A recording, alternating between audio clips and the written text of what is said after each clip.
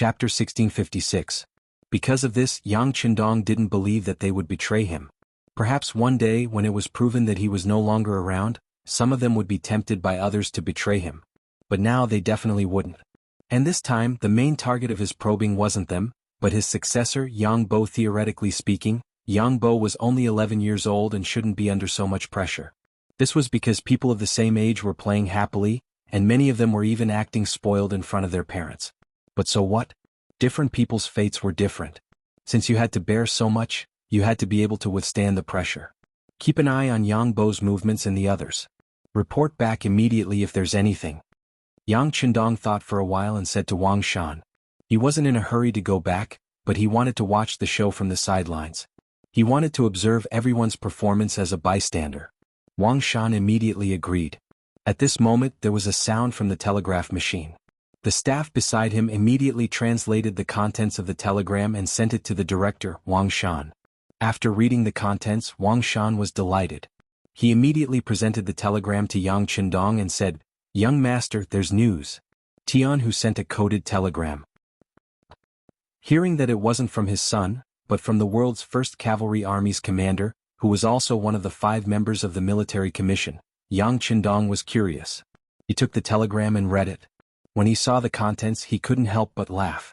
It was also a coded telegram. Tian Hu's main idea was that he firmly supported Crown Prince Yang Bo. Before there was any news from Bugnam of Gojoseon, he represented the world's first cavalry army and the army's 2nd division to support all of Crown Prince Yang Bo's orders. And if anyone dared to have other thoughts at this time, as long as Chang Shitzi gave the order, he would lead the army and come. At that time, no matter who the opponent was, he would not let go of anyone who caused trouble. He would kill them all and clean up the family. Tian Hu was not only Yang Qindong's student, but also a fierce general. In terms of battle prowess and influence, he was one of the best in the entire army. There wasn't a single Yangxia general who didn't know about Tian Hu and the reputation of the world's #1 cavalry army. Many of the original leaders of the #1 army in the world had now become the backbone of other armies, especially Bai Shuang, Tianfeng, and the others. They had even become first-rate great generals, and had become existences akin to feudal officials. In a way, Tian Hu's incident also represented their attitude. This made Tian Hu's influence even more rare. Now that he had made a name for himself and brought the 2nd Division of the Army's Cold Front Division to fame, his influence was naturally huge. It was not hard to imagine that anyone with some ulterior motives would become obedient after seeing this coded telegram.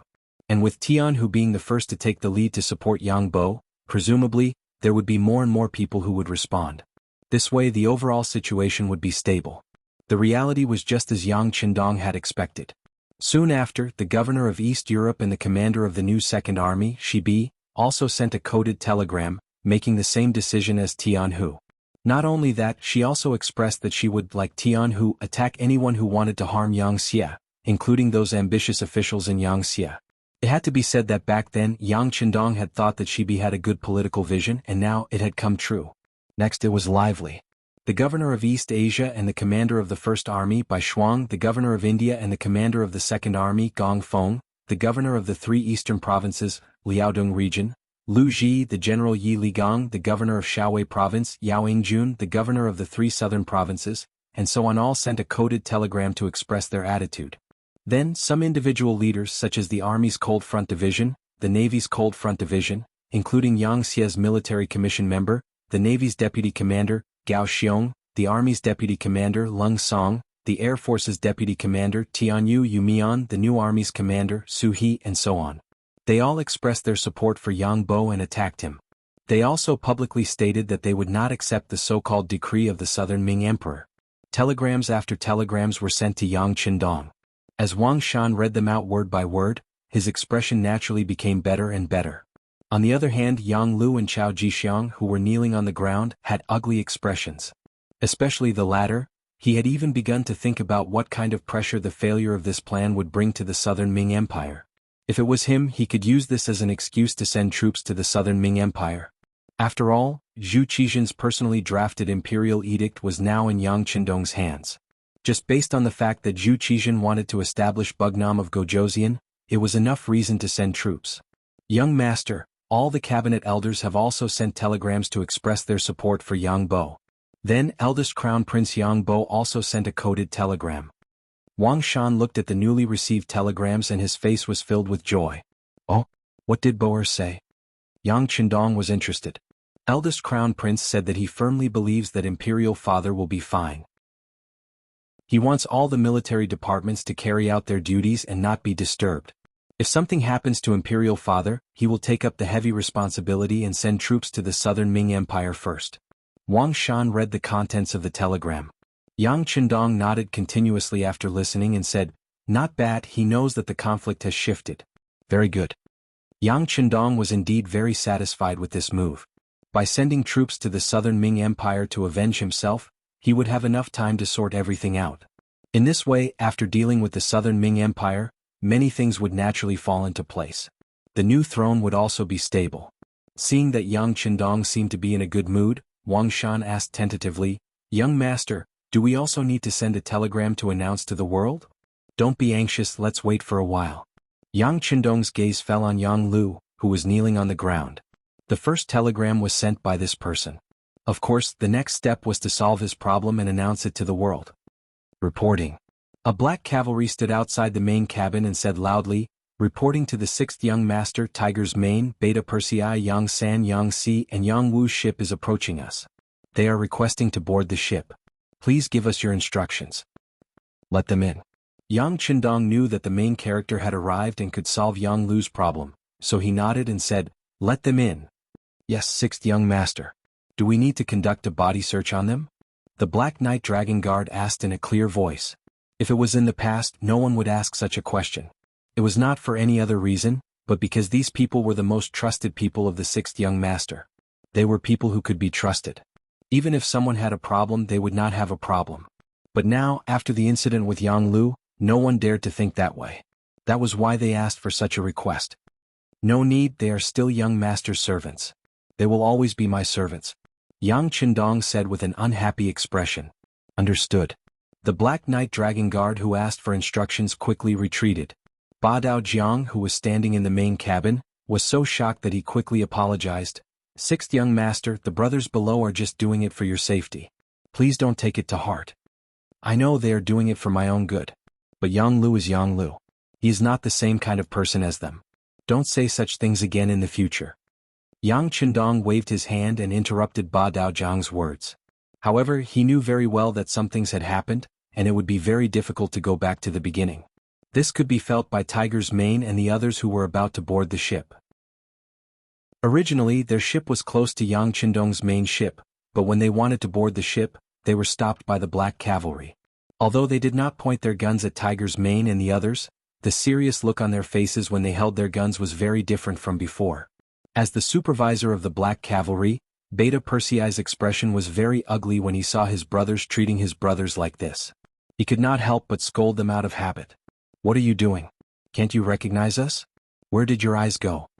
After all, he had been in charge of them for so many years, so he still had some authority. This shout made several Black Cavalry involuntarily put down their guns. However, there were still some Black Cavalry who were still holding their guns and staring at Beta Persei and the others. Their gazes were more of scrutiny. Seeing that there were people who were not convinced, Beta Persei was unhappy.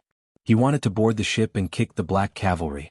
Of course he would not really kick them, but he should at least teach them a lesson. "Okay, second brother, things are different now." Yang San, who was always clear-headed, shook his head and reached out to grab Beta Persei. Yang Si also came forward and whispered, "Sixth brother has put us all in a lot of trouble." As soon as these words entered Beta Persei's ears, he remembered something and his expression became a little ugly.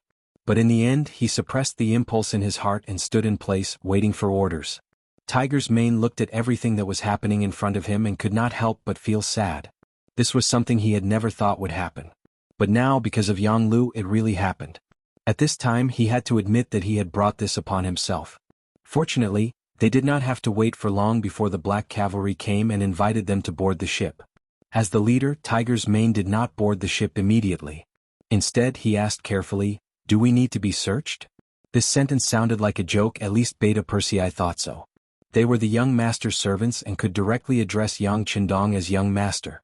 In the entire Yangxia, only they and the telecommunications director Wang Shan, who was later trusted, could do so. Was this search not a joke? Who would have thought that the black cavalry would actually answer? Logically speaking, it should be done, but the sixth young master said that there's no need. He said that you are still the most trusted people. Chapter 1657. It was still 2 words, especially with the emphasis on the pronunciation, but in the ears of Tiger's Mane, Beta Persei, and the others, it was completely different. At this moment they also began to face reality. This time Yang Lu's matter was too big, so big that they didn't know how long it would take, or even if time was enough to reverse the situation. Thank you very much. Tiger's Mane's face showed a trace of a bitter smile, and took the lead to board the ship. As they boarded the ship, they quickly found that whether it was the Black Cavalry or the Navy Cold Front warriors, they were all looking at them with scrutinizing eyes. Especially the members of the Langya Special Forces, they were staring at his every move. It was as if they were reminding him not to play any tricks. Otherwise they would really make a move. In terms of individual combat power, Tiger's Mane and the others were naturally no match for the Wolf Fang Special Forces who trained hard every day. Therefore, in the face of such gazes, they were powerless to reprimand them. If it was in the past, if someone dared to stare at them like this, they would probably directly attack and the other party would not dare to fight back. But now, forget it, it's better not to mention it. As a result, Tiger's Mane, Beta Persei, and the others were also filled with anger in their hearts. Of course, this anger was not directed at Yang Qindong, and they did not dare to. Instead, it was directed at Yang Lu. Outside the main cabin, Tiger's Mane and the others stepped forward, ignoring the scrutinizing eyes of the other soldiers around them. The 5 of them all knelt on the ground and shouted towards the main cabin, "Young master, we sinners are here, please enlighten us, young master. Come in." Yang Qindong naturally noticed the actions of Tiger's Mane and the others and could not help but sigh. Yang Lu's matter should not be blamed on these people, but in order to prevent such a thing from happening again, it was necessary to use this matter to warn them. None of them stood up because Yang Qindong didn't allow them to. Therefore, Tiger's Mane's group of 5 kneeled as they entered the main cabin. Then they knelt in front of Yang Qindong. "Now that you know what happened, I'll leave Yang Lu to you. As for how you want to deal with him, come up with a plan. You have to announce it to the world later, do you understand?" Yang Qindong waved his hand after saying this. Now that things had come to this, he wanted to see how Tiger's Man and the others would deal with this matter. If they still wanted to protect Yang Lu like they did in the first city, then these people could not be used. At least they could not be put in an important position. It was impossible for a superior to not have the heart to kill decisively. With such a character, sooner or later she would be used by others and would threaten the master's safety. Still kneeling, Tiger's Mane's group of 5 dragged the tied-up Yang Lu out of the main cabin. The 6 brothers gathered together in the side cabin. As soon as they entered the side cabin, Beta Persei was the first to stand up. He raised his leg and kicked Yang Lu's body. A stream of blood flowed from the corner of his mouth. It could be seen that the strength of this kick was not small. After Beta Persei, Yang San, Yang Si, and Yang Wu also stepped forward. After a series of punches and kicks, Yang Lu knelt on the ground and kept wailing. He shouted loudly, "Brothers, don't hit him anymore. If you continue to hit him, he will die. We won't have a brother like him anymore. Who still treats you as a brother." Beta Persei became even angrier when he heard this. He kicked him a few more times, causing Yang Lu to wail in pain again. Seeing that the brothers had beaten him up, Tiger's Mane walked forward and helped Yang Lu up. Seeing Tiger's Mane appear in front of him, Yang Lu immediately begged, Tiger's Mane, I was really confused for a moment. I was deceived by Yang Ying. He turned out to be a spy from the southern Ming Empire. I was deceived." Looking at Yang Lu's pleading face, Tiger's Mane shook his head first and then said, "You used to be rootless duckweeds. You had no food, clothes, and a place to live. It was the young master who pitied you and took you in. He gave you glory and wealth and gave you everything. But do you really think you're that strong? Let me tell you, without the young master, you're nothing. You don't even think about repaying his kindness and even want to kill your master. You're a complete bastard. Tiger's Mane's voice grew louder and louder.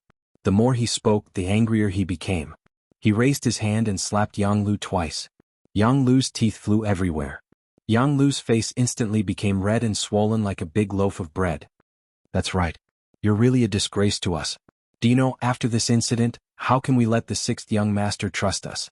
I'm afraid we won't even be able to repay his kindness. And all of this is because of your wishful thinking. Now you still want to say that you were confused for a moment and that you're afraid that we'll kill you. Do you know that you're destined to die? Who cares about your life? Yang San walked forward and said earnestly. Then he kicked Yang Lu, who had just knelt down, to the ground. Originally, Yang Lu only had a look of regret on his face. He still had hope in his heart that with the help of these brothers, he would be fine. At least his personal safety would be guaranteed. Didn't something like this happen before? Wasn't he fine? Moreover, this time he didn't cause any substantial harm to Yang Qindong. Everything could be saved. But now, after Tiger's Mane and Yang San's words, he suddenly felt that things weren't as good as he thought. He might die. He couldn't help but cry. If his hands weren't tied, he would probably hug Yang San and the others' legs and cry. However, crying wasn't the way to solve a problem when a person did something wrong. Especially when Yang Lu made such a big mistake. He actually wanted to capture the young master and even wanted to kill the young master to replace him. This wasn't something that could be saved by others. Just like what Yang San had said before, if anyone dared to plead for Yang Lu this time, the person who pleaded for him wouldn't have a good ending. If he was in the young master's shoes, would he forgive Yang Lu's actions? Yang Lu cried, crying like a child. At this moment he was extremely regretful. He thought about what Tiger's Mane had said. In the past, they were all children who didn't have enough to eat and wandered around. They were always thinking about when they could have a warm home. They were already very satisfied. If they could eat hot meals, it would be a great gift from the heavens. But he didn't know when it started, but his ambition became bigger and bigger. Eating good food, drinking good wine, and having different women serve him every day. These were no longer enough to satisfy him. He wanted more. He even dreamed of becoming a king with a different surname. He even wanted to take the powerful Yang Xia as his own. Now that he thought about it, if this wasn't wishful thinking, then what was? If it wasn't for Yang Qindong's reminder, he wouldn't even know that his most trusted butler, Yang Ying, was actually a spy from the southern Ming Empire. Thinking about how terrifying it was, he was afraid that if he really became a king with a different surname, he wouldn't be far from death.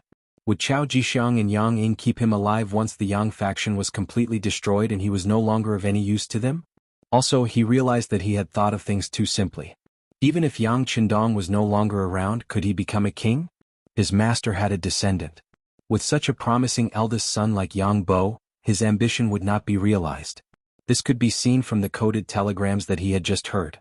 At this moment, Yang Lu realized that he was like a clown who had been daydreaming all this time.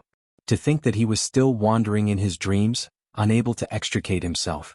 Now he had become a prisoner.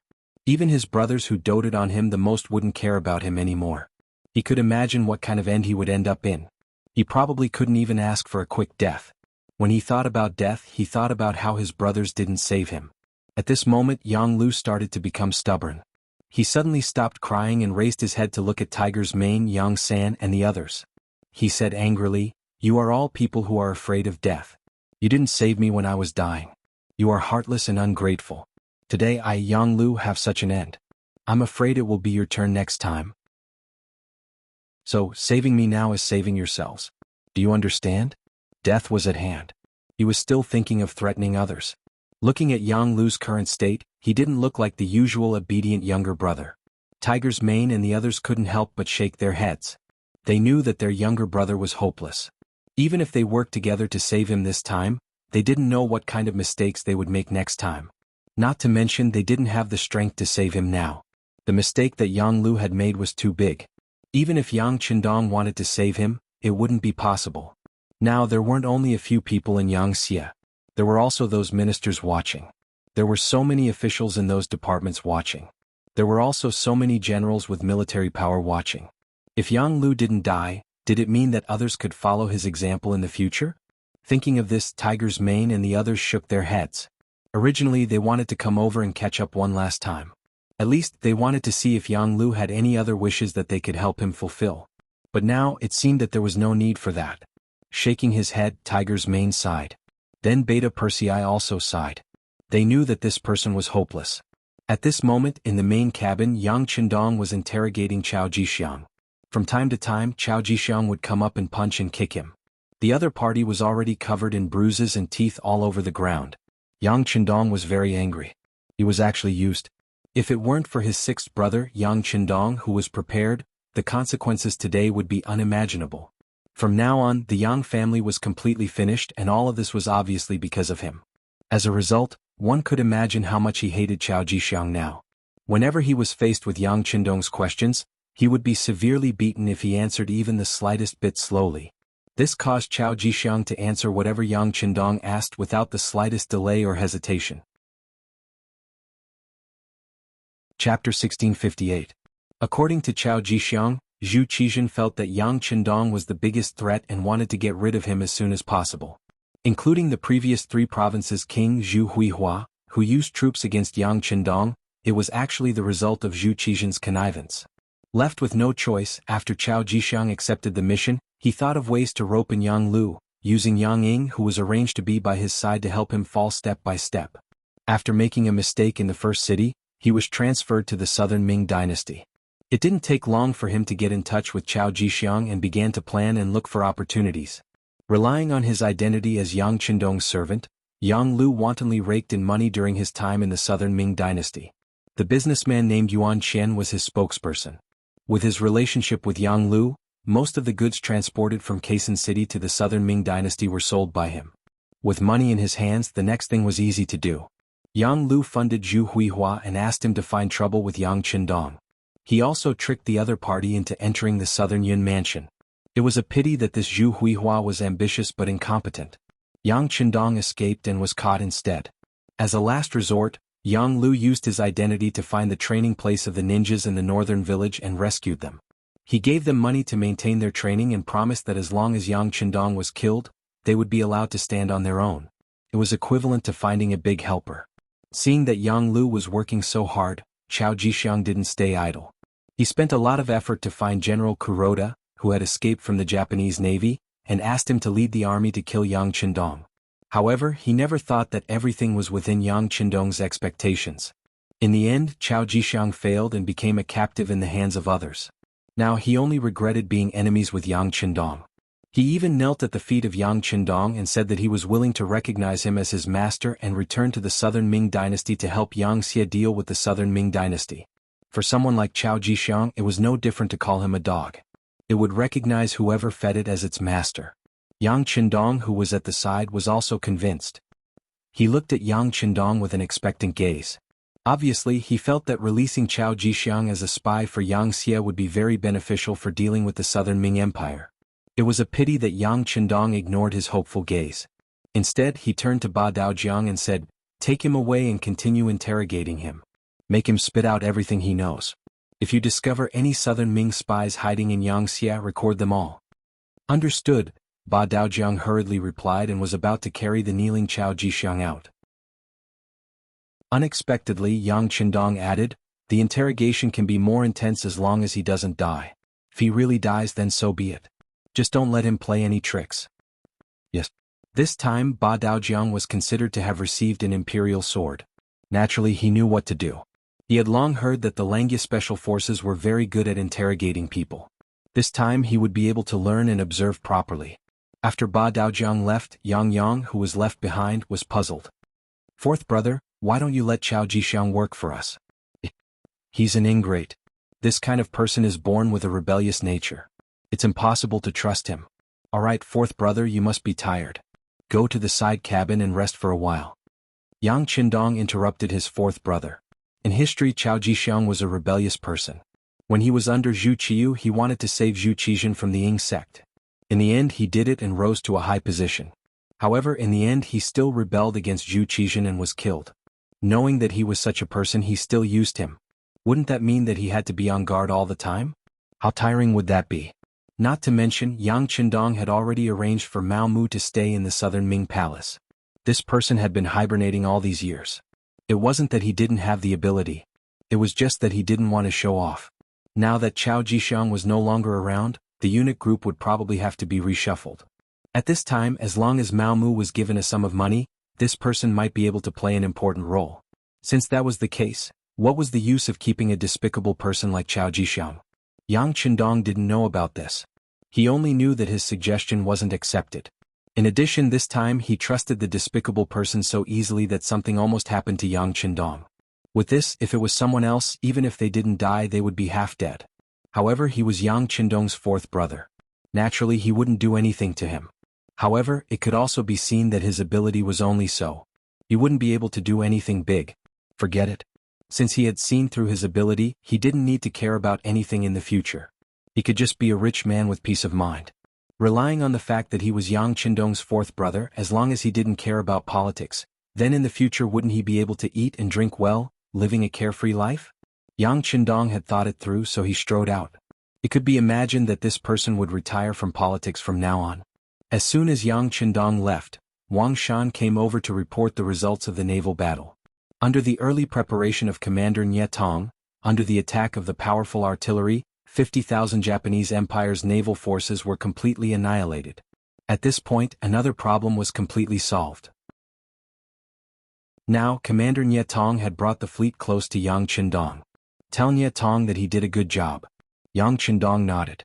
For this battle, he already knew that whether it was the power of the artillery or the attack range, it was several times the opponent's.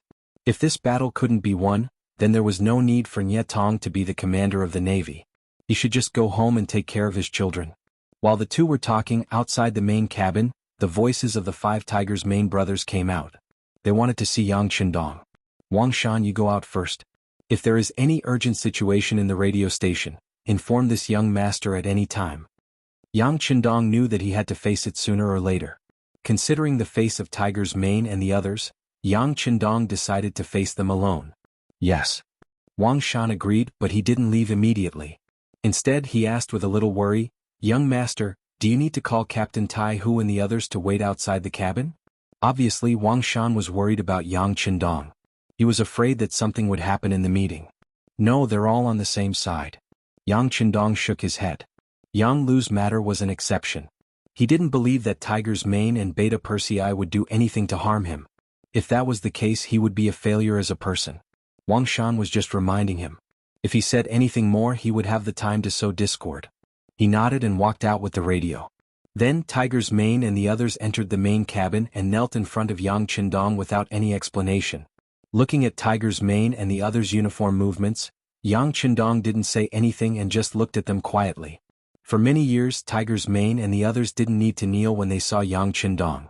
Sometimes they saluted, and sometimes they nodded as a subordinate's etiquette. Normally, even if they knelt, Yang Qindong would ask them to get up immediately. But this time, the 6th young master didn't say anything. The quieter he was, the more pressure it brought to them.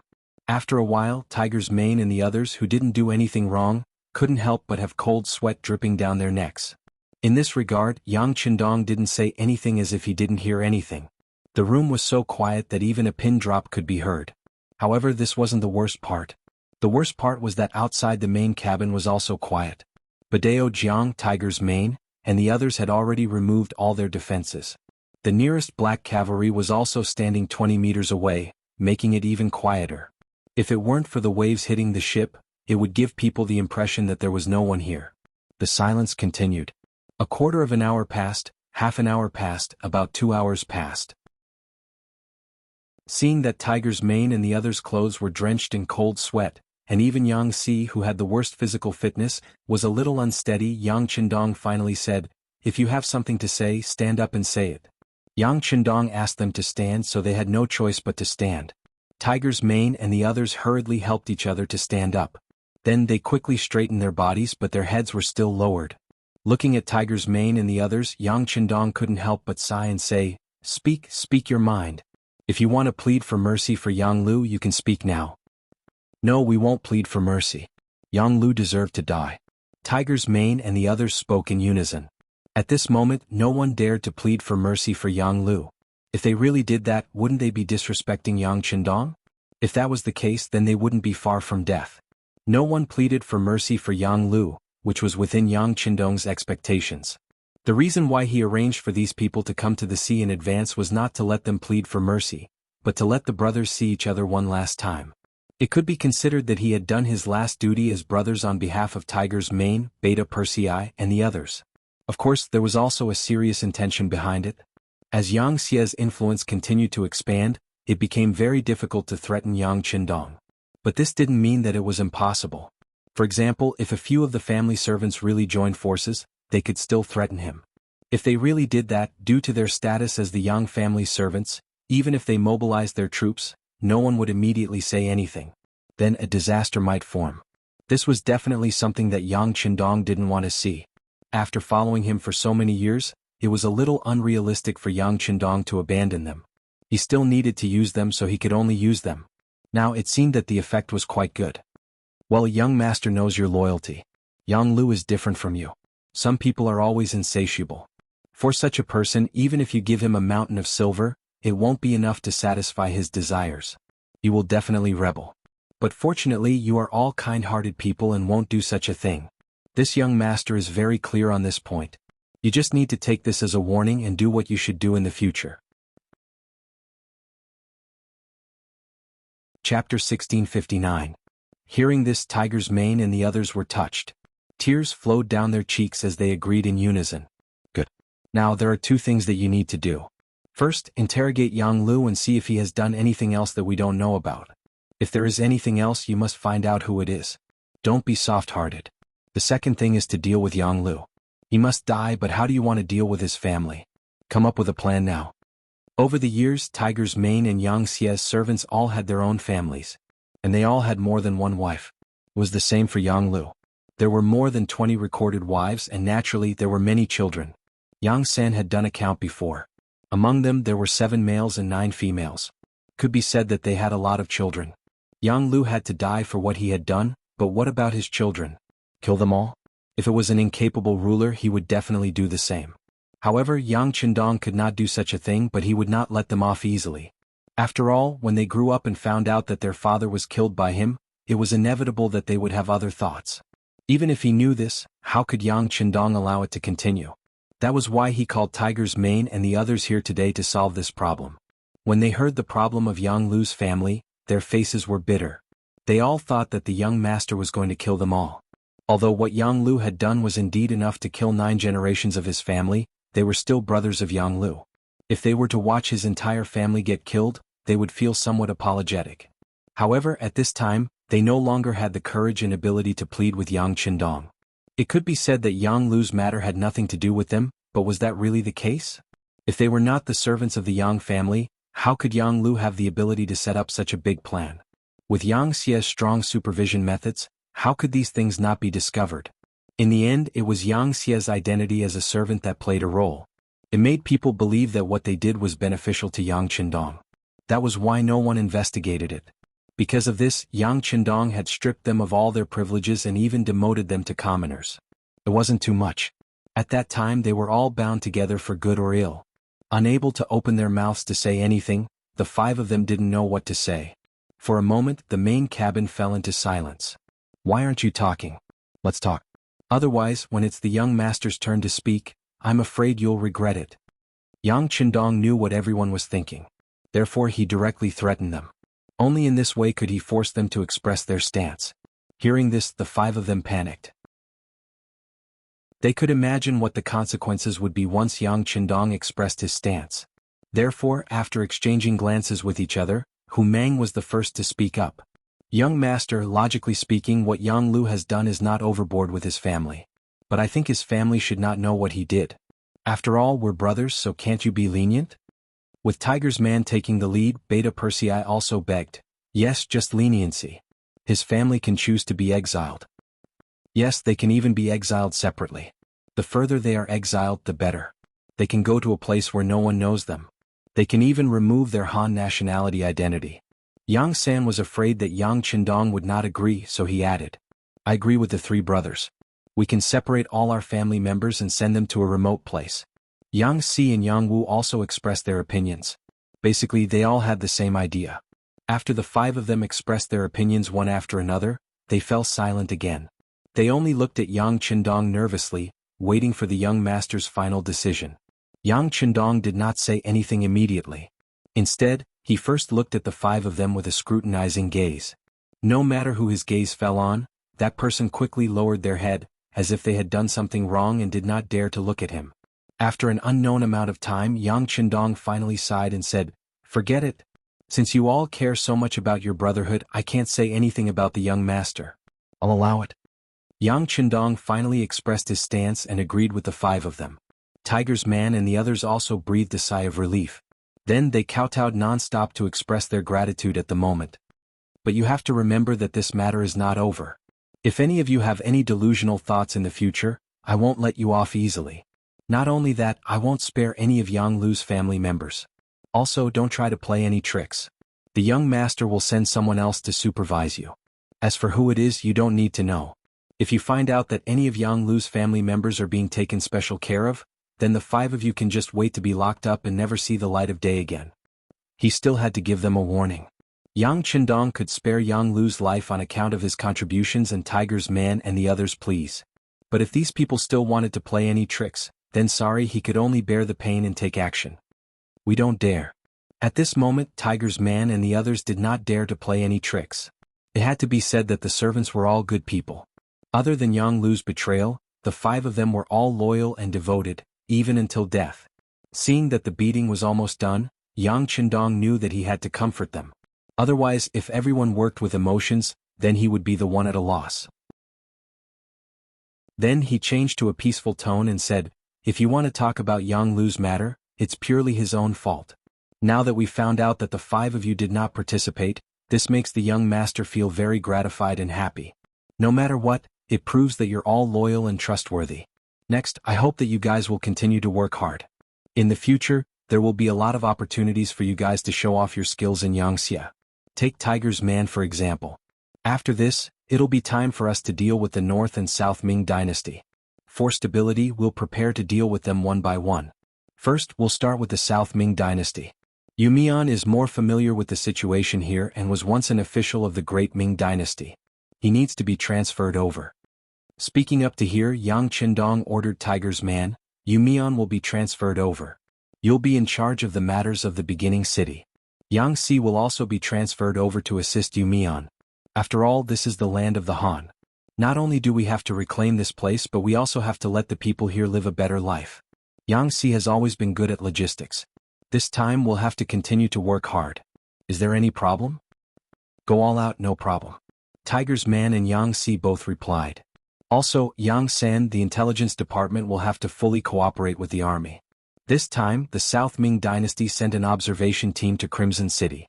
They've gained quite a lot and the people's hearts are fluctuating. However, this will definitely arouse Zhu Qizhen's suspicions. Therefore, it's inevitable that there will be some cleansing and chaos. At that time, you guys will have to do your best to save some useful officials. After all, if we want to manage this huge Yangxia, we still need Han officials. "Understood, young master, I promise to complete the mission." Yang San also replied respectfully. Yang Chendong nodded, then his gaze landed on Yang Wu and said, "The South Ming Dynasty's observation team will come to Crimson City soon. You're already familiar with how to arrange and protect their safety. This time you have to do a good job of receiving them."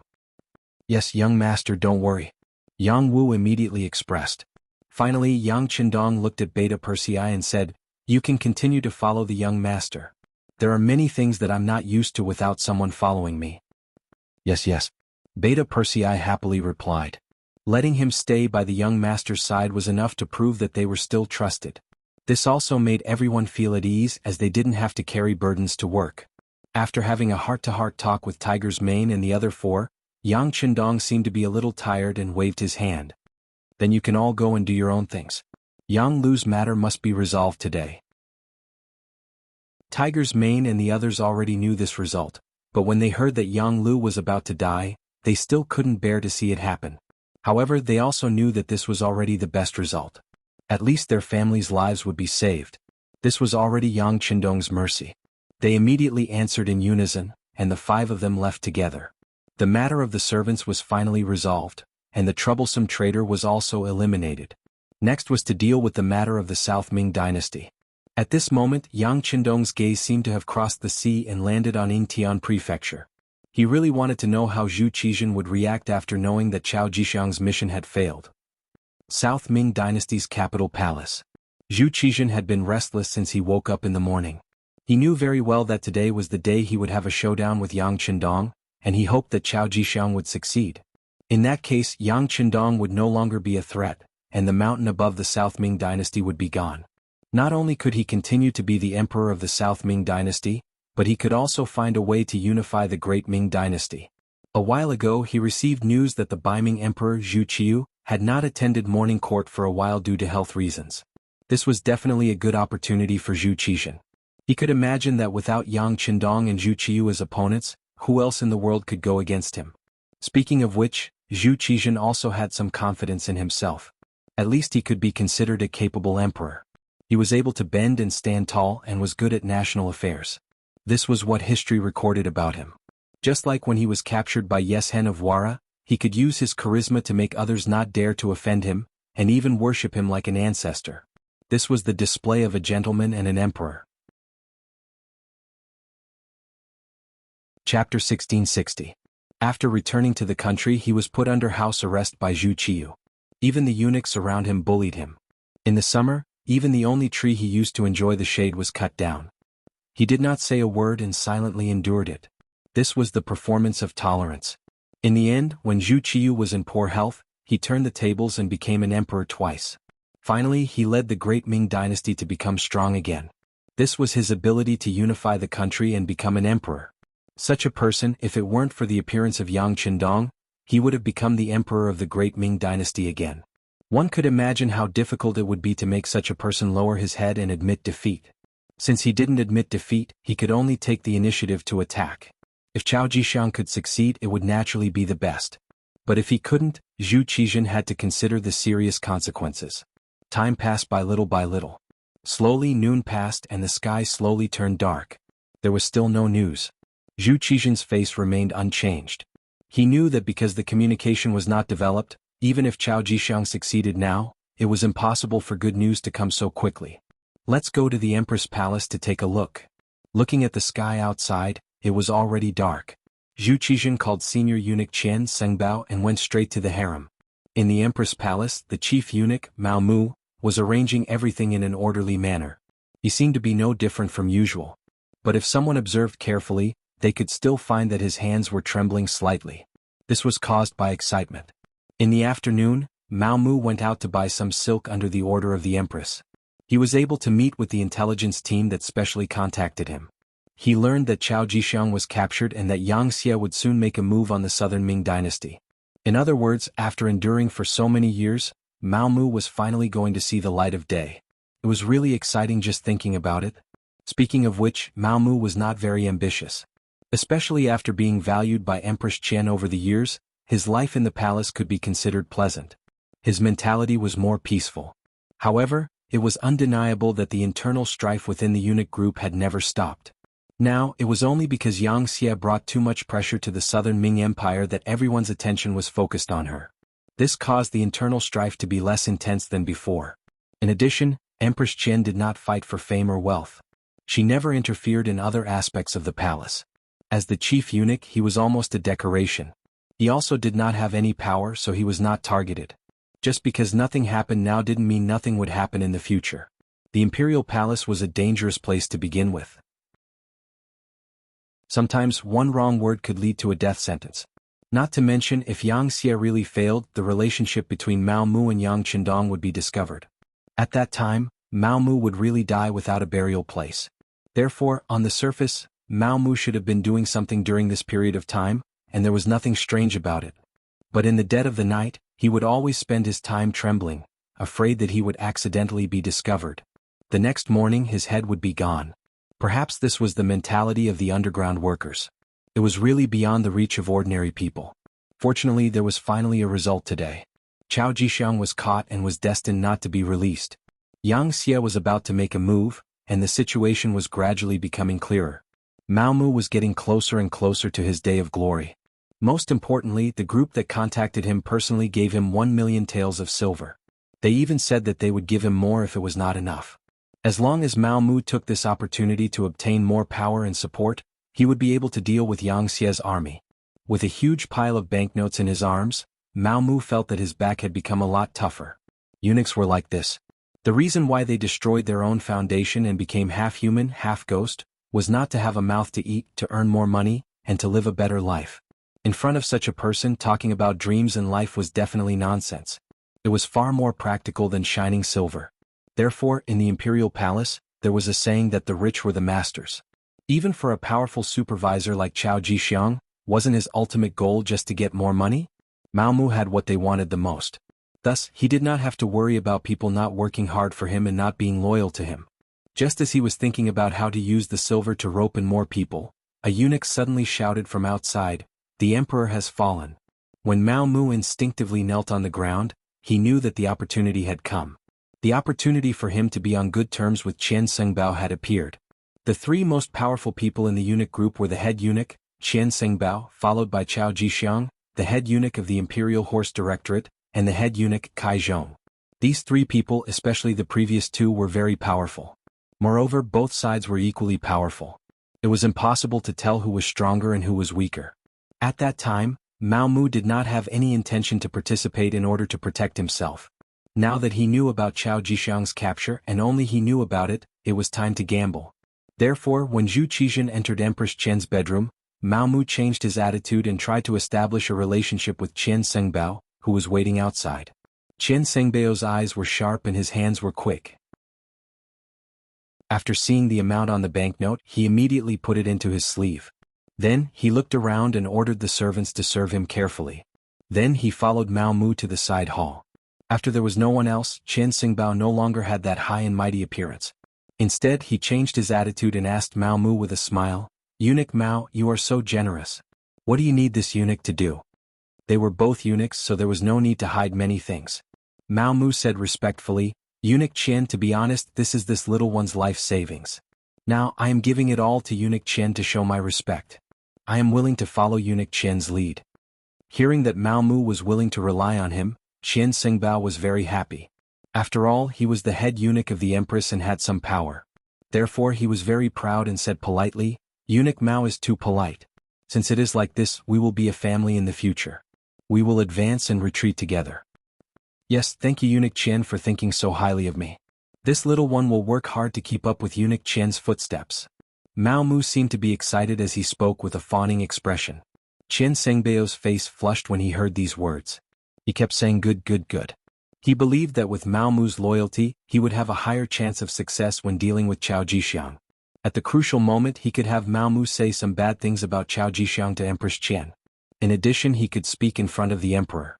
Then there was no need to worry about Chao Jixiang not falling. Qian Sengbao's good mood fell into Mao Mu's eyes. He knew that there were some things he could say. He immediately mentioned that he was only the head eunuch of the empress and had limited power. Therefore, he wanted to join the embroidered uniform guard and become a deputy director. If it was before, even if someone made such an arrangement, Mao Mu would not do it. The embroidered uniform guard was Chao Jixiang's territory. Without the other party's permission, wouldn't he be looking for trouble? It was even possible that he would lose his life if he did not do it well. However, it was different now. He knew that Chao Jixiang would not return. If he did not make a move now, then when? When Qian Sengbao heard Mao Mu's request, he was shocked. He already knew that Mao Mu was not an ordinary eunuch. Otherwise, he would not have won the emperor's trust. Even the emperor had said more than once that Mao Mu was a good person. It was because he knew that Mao Mu could not endure it forever that it was normal for the other to make a request. He also felt at ease accepting the other's money. However, the other wanted to join the embroidered uniform guard. This really surprised him. As for the embroidered uniform guard, even if Qian Sengbao was the head eunuch, his power was not enough. In particular, Chao Jixiang had many tricks up his sleeve. In addition, his younger brother's nephew and adopted son helped him. These years, it could be said that he firmly controlled the embroidered uniform guard. Even he could not get involved. Therefore, these years, it was not that he did not think of making arrangements for people to join the embroidered uniform guard. It was just that he never had the right opportunity. He could see this logic clearly. He did not believe that Mao Mu could not see it clearly. However, he made this request. What did this mean? Logically speaking, with Qian Sengbao's position as the head eunuch, it was not too difficult to arrange for someone to join the embroidered uniform guard, even if it was a deputy director. First, the embroidered uniform guard was originally the eunuch group's private land. In terms of official position, he, as the head eunuch, could naturally manage and arrange personnel. Second, Mao Mu's qualifications were enough. He had been the empress's head eunuch for more than 10 years. His rank had long been promoted. He could even be a director. There was also the most important third point. Chao Jixiang was not at home right now. It seemed that the emperor had arranged for him to do some secret things. Now was an opportunity to arrange for someone without any obstacles. But the problem was, if Mao Mu went to the embroidered uniform guard once Chao Jixiang returned, would he have a good time? An outsider suddenly appeared in his own territory. At that time, it would not be easy for Mao Mu to safely withdraw. Since he had received the other party's money, of course he had to think for them. N. Eunuch Mao. The embroidered uniform guard is Eunuch Chao's territory. Once you enter, you will be arranged by this public security officer. I am afraid that he will have some thoughts. When the time comes and he really wants to argue, I am afraid that this duke will not be able to do anything. This was not an order but a discussion. It was enough to prove that the 50,000 taels banknote was useful. At least Chen Xingbao was thinking for Mao Mu. Many thanks for Chen Xingbao's consideration. This one has already thought about it. If I do not want to be unknown, then I must accept the challenge. So what if it was the embroidered uniform guard? In the end, Chen Xingbao was the head eunuch. How could this kind of power belong to Chao Zhixiang's family? If this goes on for a long time, I am afraid that there will be a day when the tail will grow too big and it will threaten Chen Xingbao's safety. Since this is the case, this one is not talented, but I am willing to share Chen Xingbao's worries. Even if it is a dragon's pool or a tiger's den, I will still go and take a look. If it is not done well, it will be nothing more than 100 caddies of meat. If it is done well, it will greatly restrict Chao Zhixiang's power. This way, Chen Xingbao will not let down his position as the head eunuch. Chapter 1661. At this moment, Mao Mu's words were filled with righteousness, causing Chen Xingbao's heart to surge. Indeed, Chao Zhixiang was becoming more and more powerful, especially recently. Whenever he saw the emperor, even Chen Xingbao had to avoid him. This was not a good sign. If Chen Xingbao continued to develop, who knew if Chen Xingbao would replace him one day? If that was the case, then he would be completely finished. As a eunuch, he knew very well that if he continued to be an ordinary eunuch, perhaps no one would do anything to him. However, once he fell from a high position, it was impossible to even ask for a complete corpse.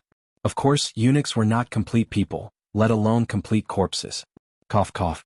Chen Xingbao, who had been thinking about how to break out of this situation, did not expect Mao Mu to jump out. Although the two of them were not very close, the key was that Chen Xingbao's rank was high enough. He did not need to do much about this matter.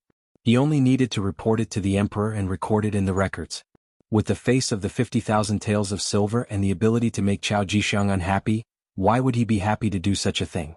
The more he thought about it, the more advantageous it was for him. Looking at Mao Mu's expectant expression, Chen Xingbao finally made a decision. All right, I'll mention this matter to the emperor tomorrow morning. Eunuch Mao, don't worry. Thank you for your guidance, Eunuch Chen. Mao Mu bowed like a subordinate. This made Chen Xingbao even more satisfied. The matter went very smoothly. Zhu Qizhen, who had rested at the empress's place for the night, woke up glowing in the morning. Using this opportunity, Chen Xingbao proposed to let Eunuch Mao Mu take on the position of vice supervisor of the embroidered uniform guard. This is something that you, the head eunuch, should worry about. Just do what you think is feasible. Zhu Qizhen said casually. It was true that he relied on Chao Zhixiang, but he had to be careful. Arranging a vice supervisor for them was a good way to keep them in check. Especially this time, when Chao Zhixiang had made a great contribution, it was even more important to keep them in check. He knew Mao Mu was very obedient. Empress Qin had praised him more than once. Moreover, he was an old man who had followed them from Baiming's capital, so he was most likely loyal. It had to be said that Zhu Qizhen's manipulation of power was quite good. Moreover, he had always had a good impression of eunuchs.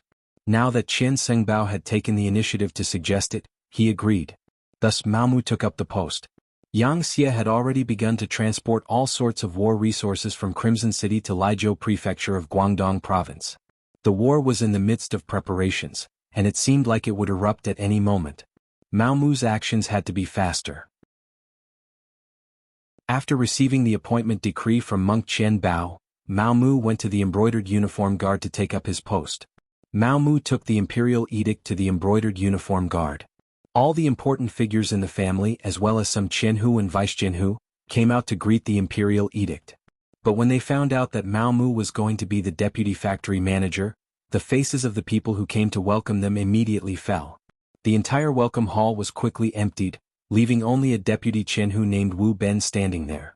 Mao Mu was not surprised that everyone had left because he already knew the current power structure of the embroidered uniform guard. The embroidered uniform guard commander Chao Zheng, Chao Zhixiang's younger brother, was primary third rank. Commander Chao Yan, Chao Zhixiang's nephew, was secondary third rank. Commander Chao Xian, Chao Zhixiang's adopted son, was primary fourth rank. Commander Wen Jing, Chao Zhixiang's trusted aide, was primary fourth rank. Guardian Chao Duo, Chao Zhixiang's adopted son, was secondary fourth rank. Guardian Su Hui, Chao Jixiang's trusted aide, was secondary fourth rank, etc. All of these people had a very close relationship with Chao Jixiang. Mao Mu had already understood the situation before he came here. He didn't expect these people to have a better attitude towards him. However, there was still one person who had not left. This was outside of his expectations. Although it was only a deputy Qianhu, it was still very pleasing. You are Wu Ben? Mao Mu smiled as he looked at the only person who had not left and sat down on the main seat. Wu Ben noticed that Mao Mu was sitting on the main seat. That was the seat that only Chao Jixiang could sit on in the past. Even when Chao Jixiang was not present, his younger brother, the current commander Chao Zheng, did not dare to sit there. But now, Mao Mu sat on that seat naturally. Needless to say, his ambition was obvious. Seeing this scene, Wu Ben was even more determined to join Chao Jixiang. It was not for anything else, but because he had unintentionally offended Qianhu Chao Duo. This was Chao Jixiang's adopted son. Now he was just waiting for Chao Jixiang to come back and deal with him. He had no other choice but to turn to any doctor in his desperation. Mao Mu was his life's hope. Other than relying on him, he had no other choice but to treat a dead horse as a living horse. So when Mao Mu asked, he did not stand and simply knelt on the ground. This little one is Deputy Qianhu Wu Ben. In the future, I am willing to serve Lord Mao. How could Mao Mu not know what he was thinking when he knelt in front of him? There was no need to guess the process. Presumably, he had offended someone in the Chao family, so he had to do this. Wasn't this what he wanted? Previously, he had been worried that there was no one by his side that he could use and needed to be promoted. Now that Wu Ben had taken the initiative to join him, it was a pleasant surprise. He had already decided to accept the other party, but before that, he still needed to understand the situation clearly. At least, he had to know what was going on. Speak, who did you offend? Don't worry, just speak frankly. If there are any lies, I can't help you. Mao Mu's bluntness made Wu Ben see hope. In any case, there was no other way. Since Mao Mu was his only chance, he told Chao Jixiang about his dispute with Chao Duo. Speaking of which, it was just for a woman. Here, the embroidered uniform guard was not completely the same as eunuchs. Apart from the embroidered uniform guard's Qianhu master being a eunuch, there was no rule that stipulated that the officials below had to be eunuchs. So many people were still able-bodied men. Wu Ben was one of them. Not only that, he also had a family and a woman called Xiao Chui. Unexpectedly, because of Xiao Chui's beauty, she actually attracted Chao Duo's attention, and then he wanted to snatch her away. Just like that, a very melodramatic thing happened. As a man, Wu Ben naturally wouldn't agree. He also relied on his identity as a vice Qianhu to beg for some face in front of Chao Duo. Unexpectedly, it didn't work at all, and he even offended the other party. Chao Duo threatened that when his adoptive father, Chao Jixiang, returned, he would snatch Xiao Chui to his residence and teach him a lesson. The so-called lesson was naturally to teach him a lesson. For the embroidered uniform guard, there weren't too many reasons to teach someone a lesson. From then on, Wu Ben lived in the shadows. For 3 consecutive days, he even thought of committing suicide. But when he thought that even if he died, he wouldn't be able to solve Xiao Chui's problem, he could only give up on the idea. He originally thought that there wouldn't be any way to break out of this situation. At this time, Mao Mu appeared. Of course, he would be held in his hands like a life-saving straw. One wanted to accept people, and the other wanted to seek refuge. This was 2 good things, 1 good thing. Immediately, Mao Mu helped Wu Ben up with a courteous appearance and asked about the other party's situation. Wu Ben's ancestral home was Jinhua Zhejiang. His ancestors had once opened an escort agency. Since young, he had learned extraordinary martial arts. Later on, his family declined and he joined the embroidered uniform guard. He had been a small banner, a general, a baihu, and the current vice Qianhu. But if he wanted to continue to be promoted and become one of the 14 Qianhu, it would be even more difficult. That required Chao Jixiang's approval. Unfortunately, he had no connections and no money to show filial piety. Now that he had offended Chao Duo, it would be difficult for him to keep his life, let alone be promoted. The embroidered uniform guard was an organization that was above the law. When they killed people, they didn't need any reason at all. As the vice Qianhu of the embroidered uniform guard, Wu Ben knew this better than outsiders. Hearing Wu Ben say this, Mao Mu was very satisfied. He couldn't help but ask, "Oh, so your martial arts are not bad. But compared to the other Qianhu, who is stronger and who is weaker?" At this moment, Wu Ben, who saw Mao Mu as his savior, didn't dare to boast. But on this matter, he couldn't help but express his opinion. The so-called Qianhu are only people that Chao Jixiang trusts or people who give him large amounts of money. In terms of ability, there aren't many who know martial arts. In terms of fighting, they are completely not his opponent. As if afraid that Mao Mu wouldn't believe him, Wu Ben said, "In reality, the people who really do things in the embroidered uniform guard are not commanders, or Chinhu. Basically, they are all people below the vice Jinhu rank, especially the general and small banners." Mao Mu also knew this. In the embroidered uniform guard, the small banners were in charge of 10 people, the general banners were in charge of 5 small banners, the Baihu were in charge of 2 general banners, and the Chinhu were in charge of 10 Baihu. According to the Ming Dynasty, the embroidered uniform guard was an independent guard office with a total of 5,600 people.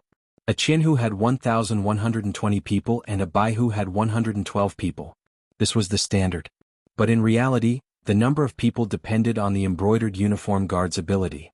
In the mid to late Ming Dynasty, because there was no upper limit to the number of people in the embroidered uniform guard, the total number of people increased to around 60,000 to 100,000. The current embroidered uniform guard, under Chao Jixiang's leadership, had developed in a somewhat abnormal direction. The number of people had long since exceeded 10,000, which was more than twice the number set by the court. This gave Mao Mu more space to show off. If there were fewer people, it would be difficult to do anything big. Wu Ben's explanation gave Mao Mu a better understanding of the current embroidered uniform guard. He had already decided to accept Wu Ben as a person. First of all, this was the first person to rely on him, and it had to have a publicity effect. Second of all, this person was indeed a talent. In addition, he had already offended the Chao family, so he could use him without worry. But just relying on this person was definitely not enough. Mao Mu already had an idea, so he had Wu Ben follow him to the embroidered uniform guard's discipline prison. He wanted to go there to find someone useful. Chapter 1662. The so-called discipline prison of the embroidered uniform guard was the prison of the embroidered uniform guard. Most of the people locked up there were important criminals of the embroidered uniform guard and some embroidered uniform guards who had made mistakes. The most reliable people were naturally the criminals of the embroidered uniform guard who had been dealt with by the Chao family. If they were of one mind, they would not have been caught here. It had to be said that Mao Mu's train of thought was very correct. When he took the vice director's token and arrived at the discipline prison without any obstructions as expected, he saw many brothers of the embroidered uniform guard who were imprisoned here because of their various mistakes. Some of these people had really made mistakes, especially those who had violated the embroidered uniform guard's own rules and were locked up here. For example, they had bullied the good, oppressed the officials, corrupted, and so on. However, there were also some who were not wrong. They were just thrown here because they had offended the Chao family. Most of these people were capable and opinionated. Chao Jixiang had no intention of beating these people to death with a stick. He told them to find their families to ransom them. If they did not have any money, then they could only wait to be tortured to death. These people were the people Mao Mu was looking for. Xin Nantang, a local of Nanjing, was originally 100 households. However, because he was soft-hearted and let go of the 2-year-old granddaughter of a criminal, he was caught here and punished according to the family's internal rules. The ransom was 200 taels. Speaking of this, it had to be said that Zhu Yuanzhang had set a set of salary standards in the 25th year of Hongwu. He had also stipulated that the salary would not change for the next 200 years of the Ming Dynasty. In other words, no matter how much the price of goods outside increased, the salary would still be the same. The officials of the Great Ming Dynasty were a bit better. They basically had some gray income. However, the people below them were sad. For example, 100 households like Xin Nantang only had a salary of 5 taels a month. This was because he had an official position which was at least a 6th-rank official. Moreover, the ransom of 200 taels was equivalent to him not eating or drinking for 3 years. How could he possibly have the money to do so? He could only be locked up here. One could even imagine that if it wasn't for Mao Mu's appearance, he would probably never have appeared until one day when he died in it. Since Mao Mu had appeared, Xin Nantang could naturally be saved. According to Wu Ben's explanation, this person's martial arts were not ordinary. He was also very famous in the entire embroidered uniform guards. He was even one of the top 5. If not for that, he would have been killed a long time ago for releasing the daughter of a serious criminal. Chao Jixiang was also a person who valued talent, which was why he wanted the ransom. Mao Mu naturally had to extend a helping hand to such a person. She had a conscience and she had been played so badly by Chao Jixiang. If he didn't save her, who would? It was only 200 taels of silver. He took it out without any hesitation. Then he named a few more people and recorded their ransom. Then he asked Wu Ben to handle the procedures for them.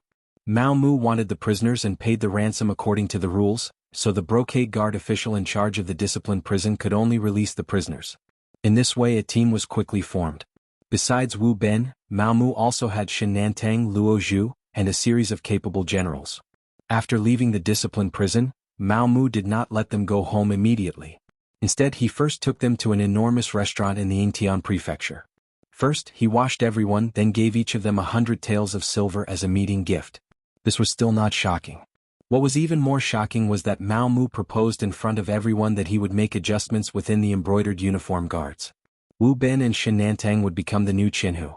Luo Zhu and the others would also become Baihu or test Baihu. Not only did he give out money, but he also conferred official positions. Immediately, everyone expressed their gratitude. They were all people who had been pushed aside. They had the ability, but other than that they had no money and no backing. They had never thought that one day they would have a meteoric rise. Mao Mu's arrival made many of their wishes come true. In the time it took to eat a meal, he became the true master in everyone's eyes. Seeing everyone's urgent gaze on him, Mao Mu naturally felt a sense of heroism from the bottom of his heart. Although he was no longer a healthy man, he had his own dreams and his own idols. For example, his goal was the three treasures eunuch Zheng He. That was definitely a legendary existence among the eunuchs. If he wanted to be like Zheng He had to fulfill two conditions. First, he had to obtain the emperor's trust. Right now he had obtained Yang Qindong's deep trust, so he had fulfilled this condition. Second, he had to have the ability. If he could grasp the power of the embroidered uniform guards in his hands, wouldn't that prove it? Mao Mu, who had his own ideals, fully displayed the smooth side of a eunuch at the table. And everyone was excited because they had a new backing and a new goal. Everyone was a frustrated person. Most of them had even been waiting for death in the prison. Now they could eat and drink here. Moreover, they had been told that a career and wealth were right in front of them. How could they not be excited? Even if Mao Mu wanted them to deal with the Chao family, no one would have any objections. Mao Mu cleverly did not give any orders to them, nor did he say that his backing was Yang Qindong. Everyone still had doubts about his ability and whether he could help them get promoted and seize power. He needed to settle the matter of the officials first. After eating and drinking to their fill, everyone left with a satisfied expression and returned to their homes. Now that they had money, they should buy some things for their homes and make some changes. Mao Mu also returned to the palace. He first went to the empress' place to take a roll call. Seeing that there was nothing for him to do, he directly went to find Chen Sengbao. Ever since he received the 50,000 taels of silver from Mao Mu, the relationship between the two had become much closer. When he heard that Mao Mu wanted to see him, he naturally opened the door to welcome him. As expected, this time he still sent money. Although it was not much, 15,000 taels of silver still made Chen Sengbao beam with joy. Chen Sengbao, the 10,000 taels of silver were given by Wu Ben and Shen Nantang. One of them is a vice Qinhu, the other is a Baihu. They have enough qualifications. When they saw me, they asked if they could spend money to get promoted. I thought about it and thought that all the benefits could not be taken by Chao Jixiang, so I made the decision to agree for Chen Sengbao. There are also a few more, but they are all for Baihu and Zongqi. They are all very low-ranking officials. What do you think? Chen Sengbao had already taken the banknotes. He asked curiously, "Are all the servants of the embroidered uniform guard so rich?" "Yes. I didn't know before. It can be seen how much money Chao Jixiang has pocketed." "That's right, there are some officials below who also want to work for Chen Sengbao. They all waved banknotes to me, but I don't know if there will be such a thing in the future." When Mao Mu saw Chen Sengbao put away the banknotes, he knew that the matter of the two Qinhu had been settled. However, if he wanted to control the entire embroidered uniform guard, these two Qinhu were far from enough. Therefore, for the sake of a long term, he asked tentatively, "There are still people who want to buy officials?"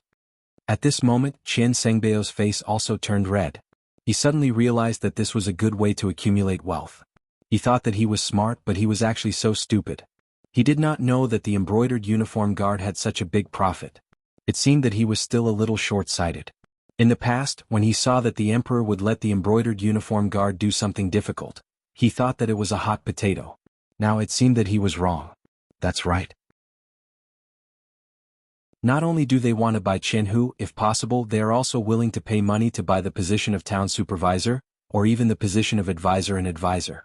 You see, as Mao Mu spoke, he carefully observed the changes in Chen Sengbao's expression. Do they have that much silver? Qian Xingbao asked with even more surprise. Yes, the servant has asked. If Duke Qian agrees, a town supervisor will be 20,000 taels of silver, a advisor will be 50,000 taels of silver, and an advisor will be 100,000 taels of silver. Of course, a commander will be a little higher, 500,000 taels of silver. Mao Mu was still talking, but when Qian Xingbao heard 500,000 taels of silver, his eyes were already wide open. One had to know that after being the head eunuch for so many years, he had only saved 200,000 to 300,000 taels of silver. There was nothing he could do about it. With his position, there were too many people looking at him. If he wanted them to listen to him, he would have to give them some benefits. In the past year, just the benefits he gave to the servants were already a huge expense. In a year, he would only get 20,000 to 30,000 taels of silver. Sometimes, when the emperor had some festive occasion, he would even have to send gifts. Once he received tens of thousands of taels of silver, after working hard for a year, he would spend all the gifts in one go. Now, Mao Mu had found a way for him to make money. He did a rough calculation. If he sold all these positions, he would probably get close to 1,000,000 taels of silver. This was something he never dared to think about. Just as Qian Xingbao was calculating in his heart, Mao Mu spoke again. Duke Qian, this servant has thought about it. We can repeatedly earn this money. For example, whoever buys an advisor position will have to pay 100,000 taels of silver. After taking the position, they will have to pay 10,000 taels of silver every month. For example, the advisor position is 50,000 taels of silver, so they have to pay 5,000 taels of silver every month.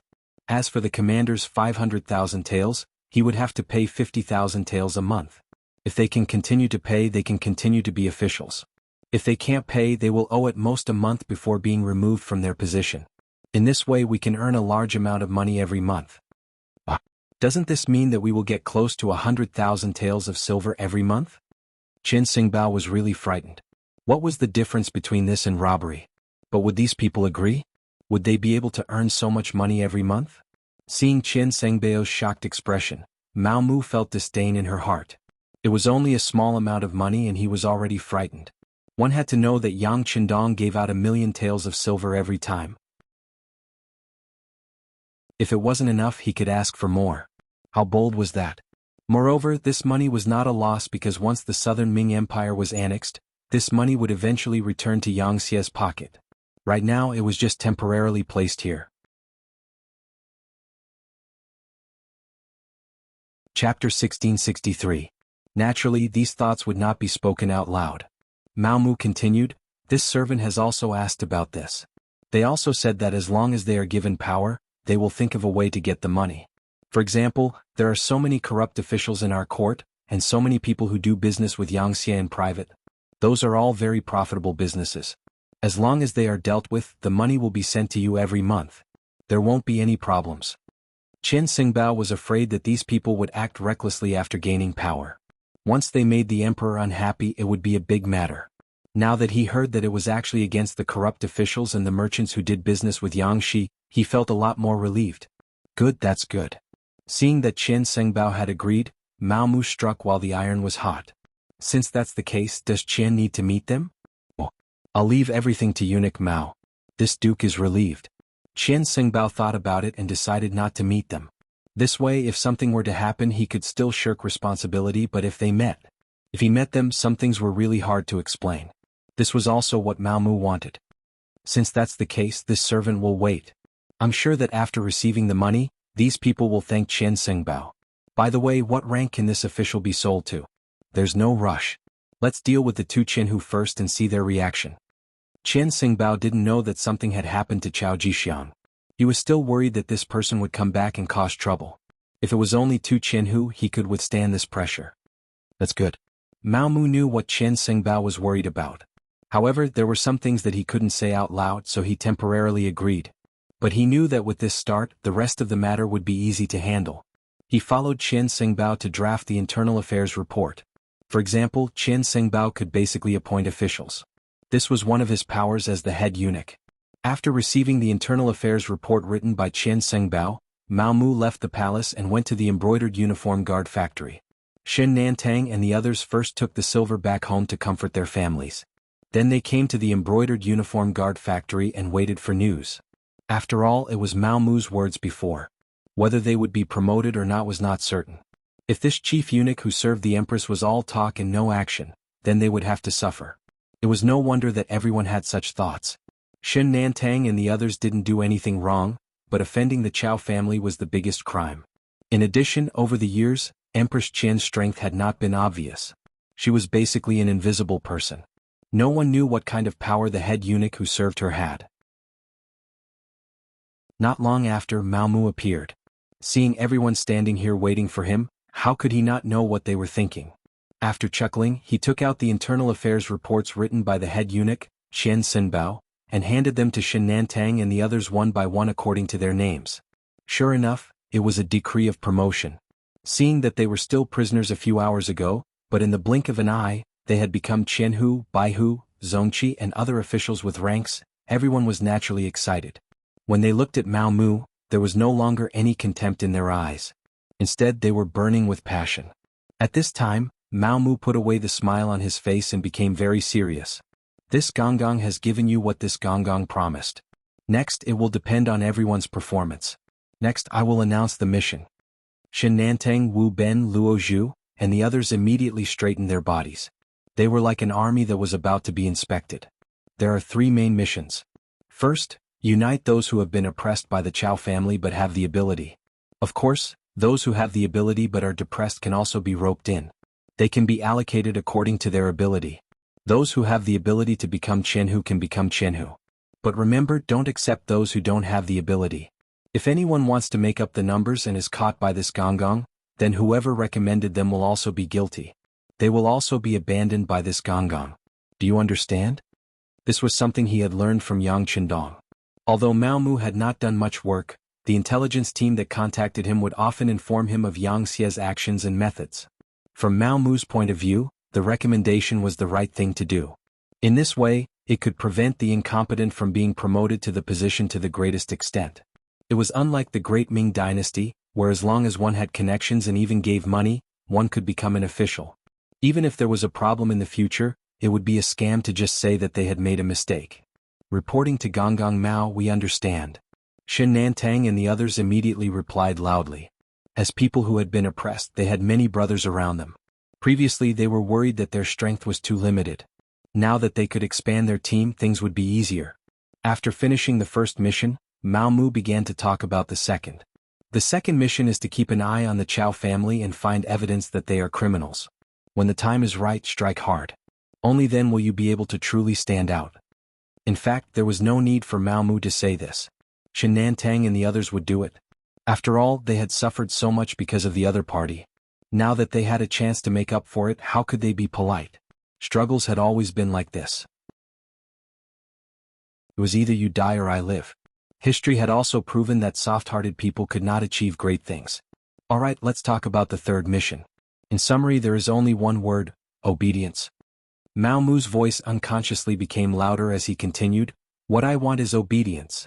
As long as it is an order from me, you must unconditionally carry it out. On the contrary, as for other people's orders, you must not oppose them. The specific matters are up to you." This eunuch also wants to say that Qianhu is not the end of your career. As long as you have outstanding ability and make outstanding contributions, you can be promoted to the position of town protector, commander Qianshi, comrade, or even commander. After saying this, Shen Nantang and the others' eyes immediately widened. Commander. Although it was only a third-rank official position, the real power it held was something that even second-rank officials could not compare to. In the past, a fourth-rank official was an existence that they admired for life. They did not expect that they would have the opportunity to sit in that position. There was nothing to say. Next, they would strive for this goal until the end. As for the obedience that Mao Mu mentioned, no one had any resistance. Although the establishment of the embroidered uniform guard was more to serve the imperial power, in the end they still had to obey someone. Mao Mu had freed them from the abyss of suffering and was one of the chief eunuchs of the palace. So if they obeyed Mao Mu, wouldn't that be the same as obeying the imperial power? As for what Mao Mu said, if there were other people's orders, no one should oppose them. That was just doing a superficial job of respect. The embroidered uniform guard was very good at this, so there was no need to teach them. Everyone knew what to do. After the 3 orders were announced, everyone began to get busy. Recruiting people and finding evidence was the focus of their work now. As for the powerful Chao family of the embroidered uniform guard, Although everyone was still a little afraid in their hearts, when they thought about it, would they be fine if they did not become enemies with them? Since there would be a battle sooner or later, there was no need to be polite. Let's see whose methods were stronger. As long as Mao Mu could block Chao Jixiang's sharpness after his return, they had nothing to be afraid of. After all, these people were all capable people. Shen Nantang and the others could not take Chao Jixiang seriously because their status was not high enough to reach that level. But there were people who took Chao Jixiang seriously, such as his younger brother Chao Zheng and the others.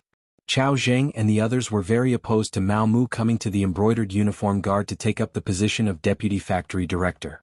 This was because there was no permanent position in the embroidered uniform guard. On the contrary, such a position would be added in some special times. However, that was usually when the old and new factory directors took over. The problem was that Chao Jixiang had not lost power. Didn't he frequently enter the palace to see the emperor a while ago? They did not understand why there was a deputy factory director. Of course, if it was only a deputy factory director, everyone would not be that surprised. They would worship him like a bodhisattva. Even if they were in a bad mood, they could ignore him. They were from the Chao family. As long as Chao Jixiang's banner did not fall, what did they have to be afraid of? In the end, it was very likely that this deputy factory director would only have a name and no power. So much so that they could not even order an ordinary embroidered uniform guard around. At that time, they would probably go back with their tails between their legs. However, it seemed that Mao Mu did not think that way. He actually pulled Wu Ben, who was about to die, to be his trusted aide. Then he went to the discipline prison and ransomed several capable criminals in a row. This made it difficult for people to see through him. The embroidered uniform guard had its own rules. Those who did not commit any major crimes could be ransomed after paying the ransom. This was originally set by Chao Jixiang. This was also a method to amass wealth. With so many brothers following them, they had to eat, and that required money. No one had any doubts about this. Mao Mu did things according to the rules and did not rely on his official status to suppress people. No one questioned anything. However, the problem was that before they could react, two Qinhu positions were set. They were not from the Chao family, but Shen Nantang and Wu Ben, who had been dealt with by the Chao family. Chao Zheng and the others could not stand this. This clearly meant that they wanted to seize power, right? If people who were not from the Chao family could also become Qinhu, then the blow to the Chao family could be imagined. What was even worse was that after this incident, whether or not the embroidered uniform guards would listen to the Chao family's words would be a question mark. It was impossible for Chao Zheng and the others not to panic after such a thing happened. However, there was nothing they could do. Even though they were all commanders, comrades, or administrators, in reality, they didn't have much power. They all took orders from Chao Jixiang alone. They also did not have any channels to speak to the higher-ups. Chapter 1664. In other words, without Chao Jixiang, these people could only control one embroidered uniform guard. If someone wanted to attack the embroidered uniform guard, they could do nothing but watch. Wait for Big Brother to come back. Everything will be done. At that time we will make Mao Mu suffer.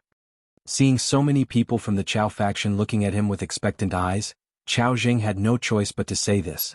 That's the only way. Everyone could only nod in agreement. Over the years, Chao Jixiang still had some tricks up his sleeve. At least these people were convinced by him. However, they did not know that Chao Jixiang would not be able to come back. In the southern Ming imperial court, the first person to know about Chao Jixiang's accident was Emperor Zhu Qizhen. The reason why Zhu Qizhen knew about this was because Chief Eunuch Qian Xingbao told him. Qian Xingbao heard it from Mao Mu.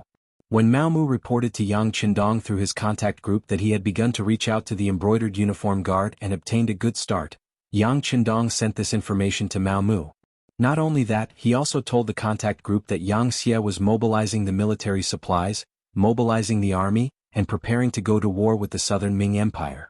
This was to allow Mao Mu to stabilize his position. As for whether this would expose his strategic intentions and cause the southern Ming Empire to prepare in advance, would Yang Qindong care? Some things could not be hidden at all. What's more, Yang Qindong couldn't wait for the southern Ming Empire to gather their armies. This way he would be able to achieve success in one battle.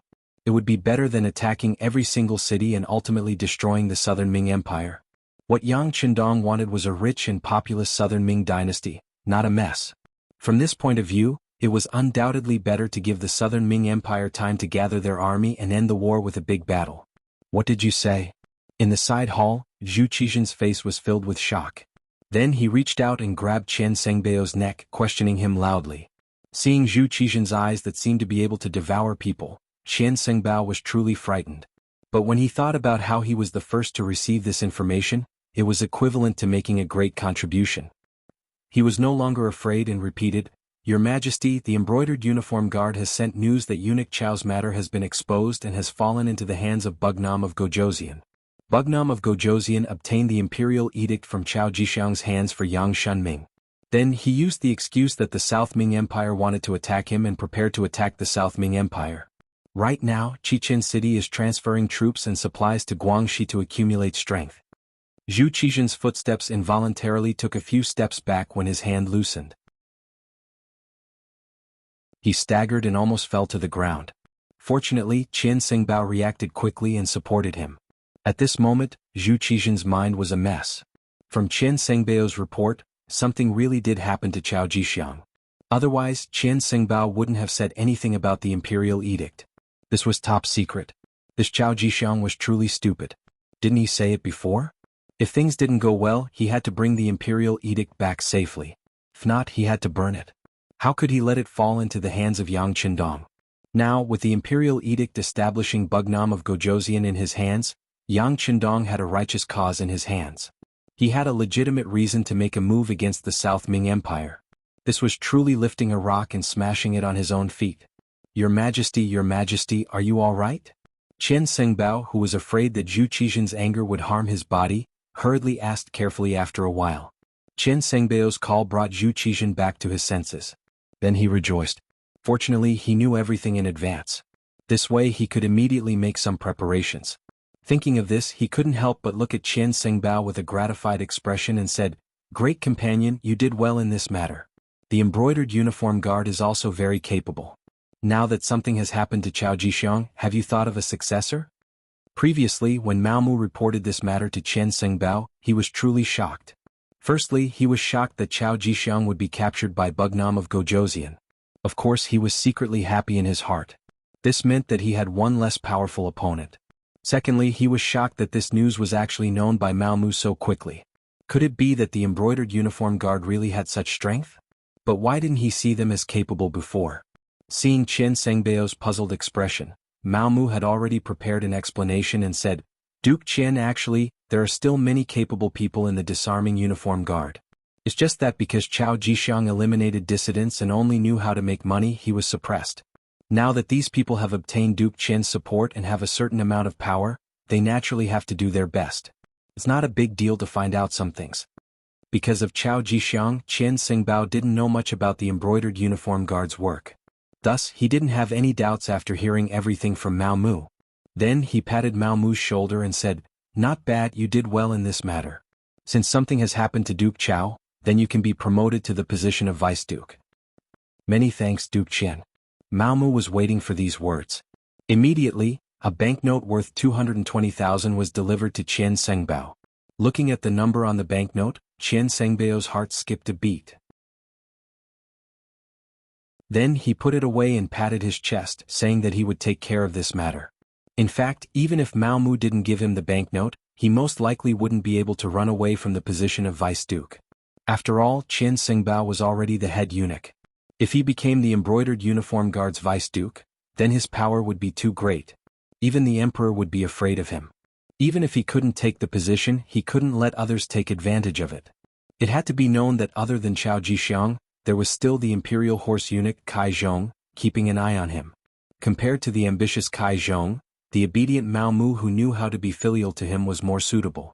How could Mao Mu not understand this logic? However, he still gave the banknote. It was for the sake of making Qian Sengbao put more effort into recommending him.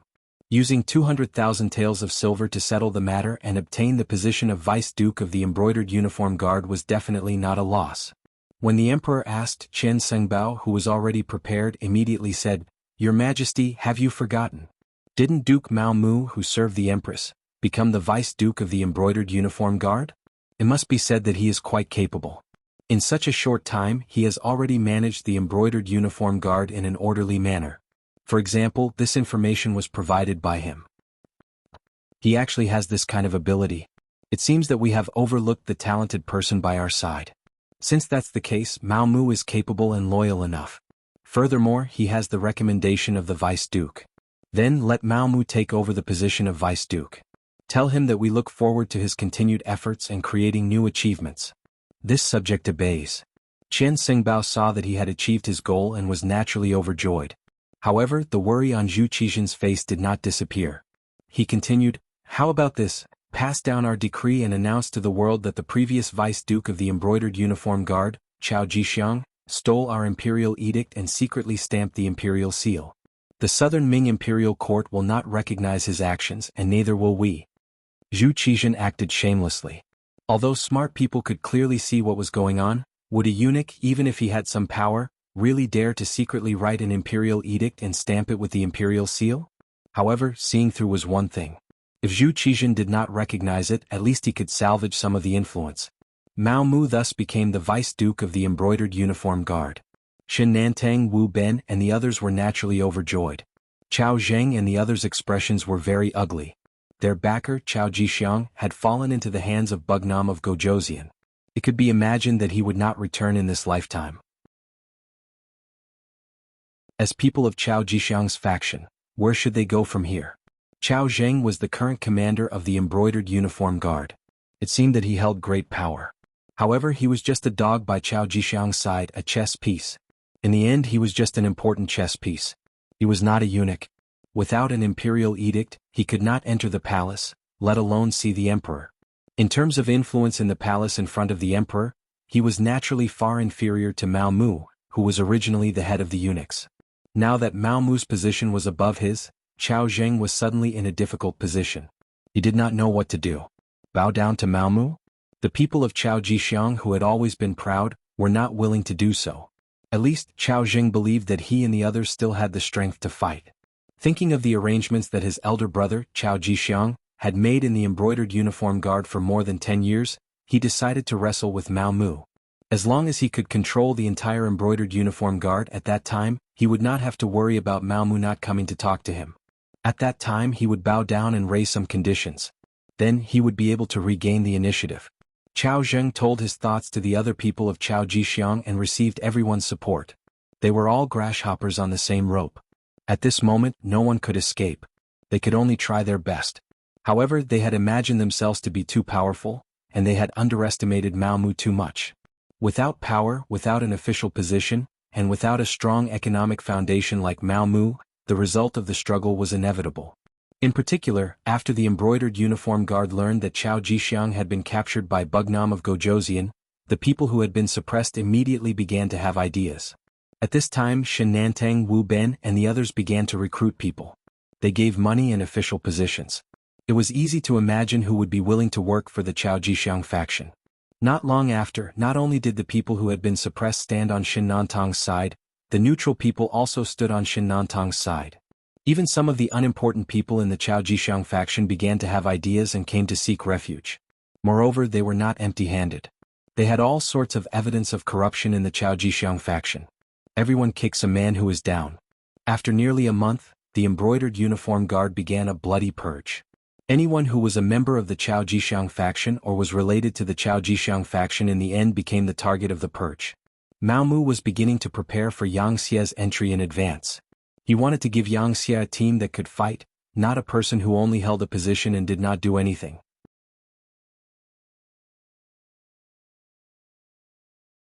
Chapter 1665. The chaos within the Embroidered Uniform Guard naturally didn't escape the eyes of the ministers, so they happily clapped their hands. For a long time, the existence of the Embroidered Uniform Guard was like a sharp arrow suspended above the heads of the ministers, making them endlessly afraid. After all, you can guarantee that you won't make a mistake, but can you guarantee that your family won't make a mistake? If the Embroidered Uniform Guard wanted to deal with you, they could always find your weakness. If it was light, they could blackmail you. If it was heavy, they could send you to the imperial prison. Who knew how many officials had fallen into their hands because of this? High and mighty officials had become prisoners. Now the Embroidered Uniform Guard was in chaos. They could relax and not be so afraid. Because of this, during this period of time, many ministers had reported the benefits of the Embroidered Uniform Guard. They wanted to use their own advocacy to make the Embroidered Uniform Guard last longer. It would be best if they crippled their own martial arts and got rid of this department for a long time. Zhu Qizhen saw so many ministers agree and compared himself to Yao Shun, saying how wise he was. In addition, Mao Mu really didn't have any thoughts. After taking care of the Chao faction, he handed over all the gold and silver he had stolen from them. He actually collected 2 million taels of silver, making him endlessly happy. What was wrong with the emperor? He also needed money. As long as he had money, his subordinates would be willing to work for him. Only then would he be able to achieve fair rewards and punishments. It could be said that a rich emperor's back was strong and could do anything he wanted. As for a poor emperor, it was just a thought. Now that Zhu Qizhen had money, he began to mobilize his troops and prepare provisions and military equipment. He wanted to have a showdown with Yang Shi. At this time, Qian Xingbao reported that the embroidered uniform guards director, Mao Mu, wanted to see him. He said that he had something important to report to the emperor.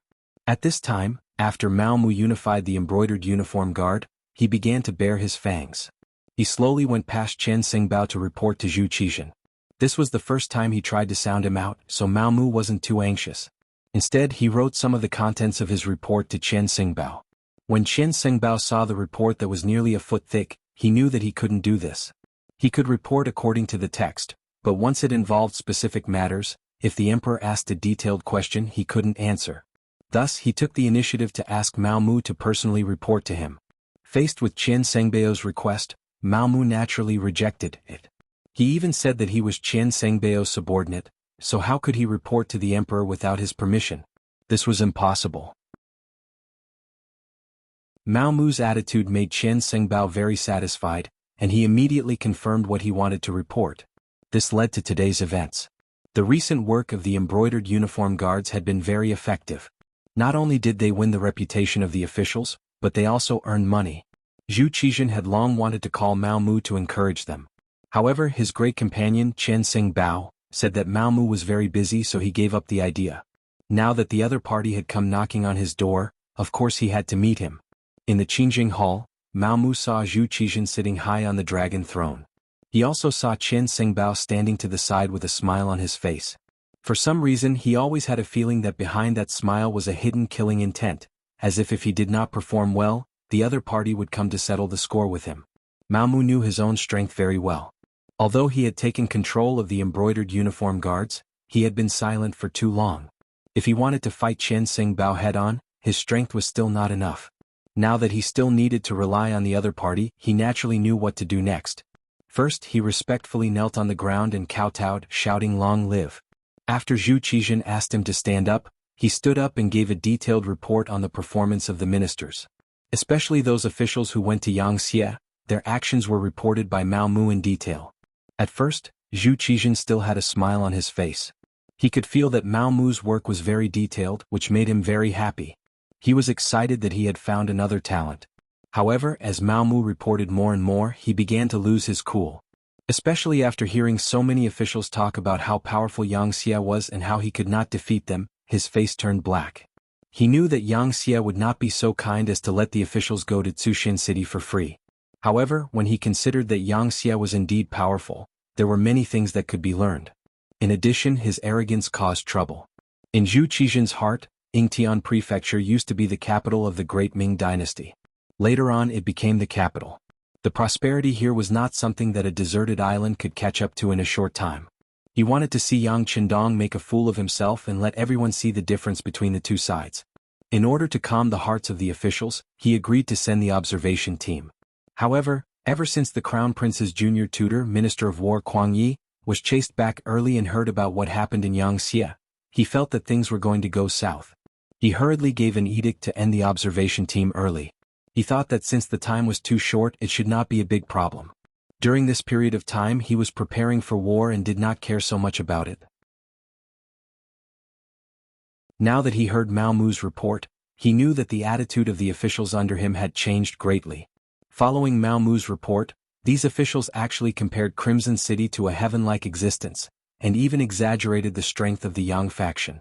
There were even people who were pessimistic and said that if the Southern Ming Empire fought with the Yang faction, they would definitely lose. This was disrupting the morale of the army. Even if these people were killed, it would not be enough to vent his anger. Zhu Qizhen was angry. Investigate. If there are any unfavorable words, investigate them thoroughly. As you command. Mao Mu hurriedly replied. However, he did not leave immediately. Instead, he raised his head and gave Chen Sengbao a meaningful look. After Chen Sengbao received the signal, he hurriedly bowed and said respectfully, Your Majesty, I'm afraid that just investigating is useless. Some people will not shed tears until they see the coffin. If we allow them to develop, I'm afraid that before the army even leaves, the morale of the army will already be broken. How can we win then? As the saying goes, special times call for special measures. Yes, Dehu is right. Right now, the southern Ming dynasty is facing a matter of life and death. We cannot be soft-hearted. If we investigate them, we will lock them up and deal with them. However, you must remember that we must have evidence. We cannot catch the wrong person. Zhu Qizhen said as if he had just realized something. This was the result that Mao Mu wanted. After saying, as you command, he left the side hall. For Chen Sengbao to stand up at this time, it was naturally the result of discussion. In Mao Mu's words, this was a good opportunity to accumulate wealth. Those officials were all rich people. As long as they caught them, they would not have to worry about not having enough money to ransom them. In short, this time they had to make the officials bow their heads to the eunuchs. Chen Sengbao was 100% in favor of Mao Mu's suggestion. Ever since the defeat of the Tumu castle because of Wang Zhen, the eunuchs had always been the target of the officials. If Zhu Qizhen did not like the eunuchs, they would have no way to survive if it was an emperor. As the chief eunuch, Chen Sengbao had always been careful. He was afraid that if he did something wrong, it would cause the officials to impeach him. Now that he finally had a chance to fight back, he would definitely seize the opportunity. Thus, the officials were originally clapping and cheering as they watched the embroidered uniform guards fall into chaos. However, they could not be happy because after the embroidered uniform guards had a unified leader, they began to target them. On the day that Mao Mu left the Qingjing Hall, 4 officials had their homes searched by the embroidered uniform guards. Among them, 1 was a 4th-rank official and 3 were 5th-rank officials. Although their ranks were a little low, it was already a clear signal. Soon news spread from the palace. This was the start of the operation after Mao Mu, the new embroidered uniform guards, reported to the emperor. However, it was also said that Mao Mu only said that he wanted to investigate. It was Chen Sengbao who suggested to arrest the eunuchs. He also said that special times called for special measures. These officials did not dare to scold the emperor, but Chen Sengbao was just a eunuch. They did not have any scruples. For a moment, curses were heard everywhere. The impeachment memorials were as numerous as the hair on an ox. They covered the dragon table. Chen Sengbao was really angry. He first severely punished the eunuchs who were on duty in the Qingjing Hall that day. After killing 3 and seriously injuring 9, he did not get anything out of them. But it did not matter. Things had already come to this. Chen Sengbao was determined to go all the way and teach these officials a lesson. He immediately sent someone to inform Mao Mu to increase the intensity. In short, he wanted the civil officials to bow their heads to him, the chief eunuch. Otherwise, the arrest would not stop. The Minister of Revenue's residence. Wang Shang was riding a bicycle in the courtyard with an unhappy expression. Her small face was scrunched up. Anyone who saw her would know that she was unhappy. Ever since returning from Tsuxian City, Wang Zhiqing had been riding a bicycle through the capital streets and alleys. He did not know how many people looked at him, but he also did not know how many envious gazes he received. After all, Wang Zhiqing was still a child. His desire to show off was at its peak. Thus he rode the bicycle even faster. In addition, the children of the other officials had also bought 4 bicycles. They traveled with 5 bicycles, which attracted a lot of attention. As the younger sister, Wang Shang was naturally unhappy. She also had a share of the money used to buy the bicycles. Moreover, she had borrowed quite a bit from her sisters. Why should her brother take all the fruits of victory for himself? She acted coquettishly and persuaded Wang Zhiqing in every possible way. In the end, Wang Zhiqing had no choice but to agree to lend the bicycles to her for 3 days after half a month of riding. Although it was only 3 days, Wang Shang was already very satisfied. After all, in this era, women were mostly in a subordinate position. It was impossible for them to enjoy true fairness. She scratched her fingers day after day. Finally, when it was time for her to use the bicycles for 3 days, her grandfather suddenly had the servants close the courtyard doors after the morning court session. He also said that no one in the family was allowed to leave without permission.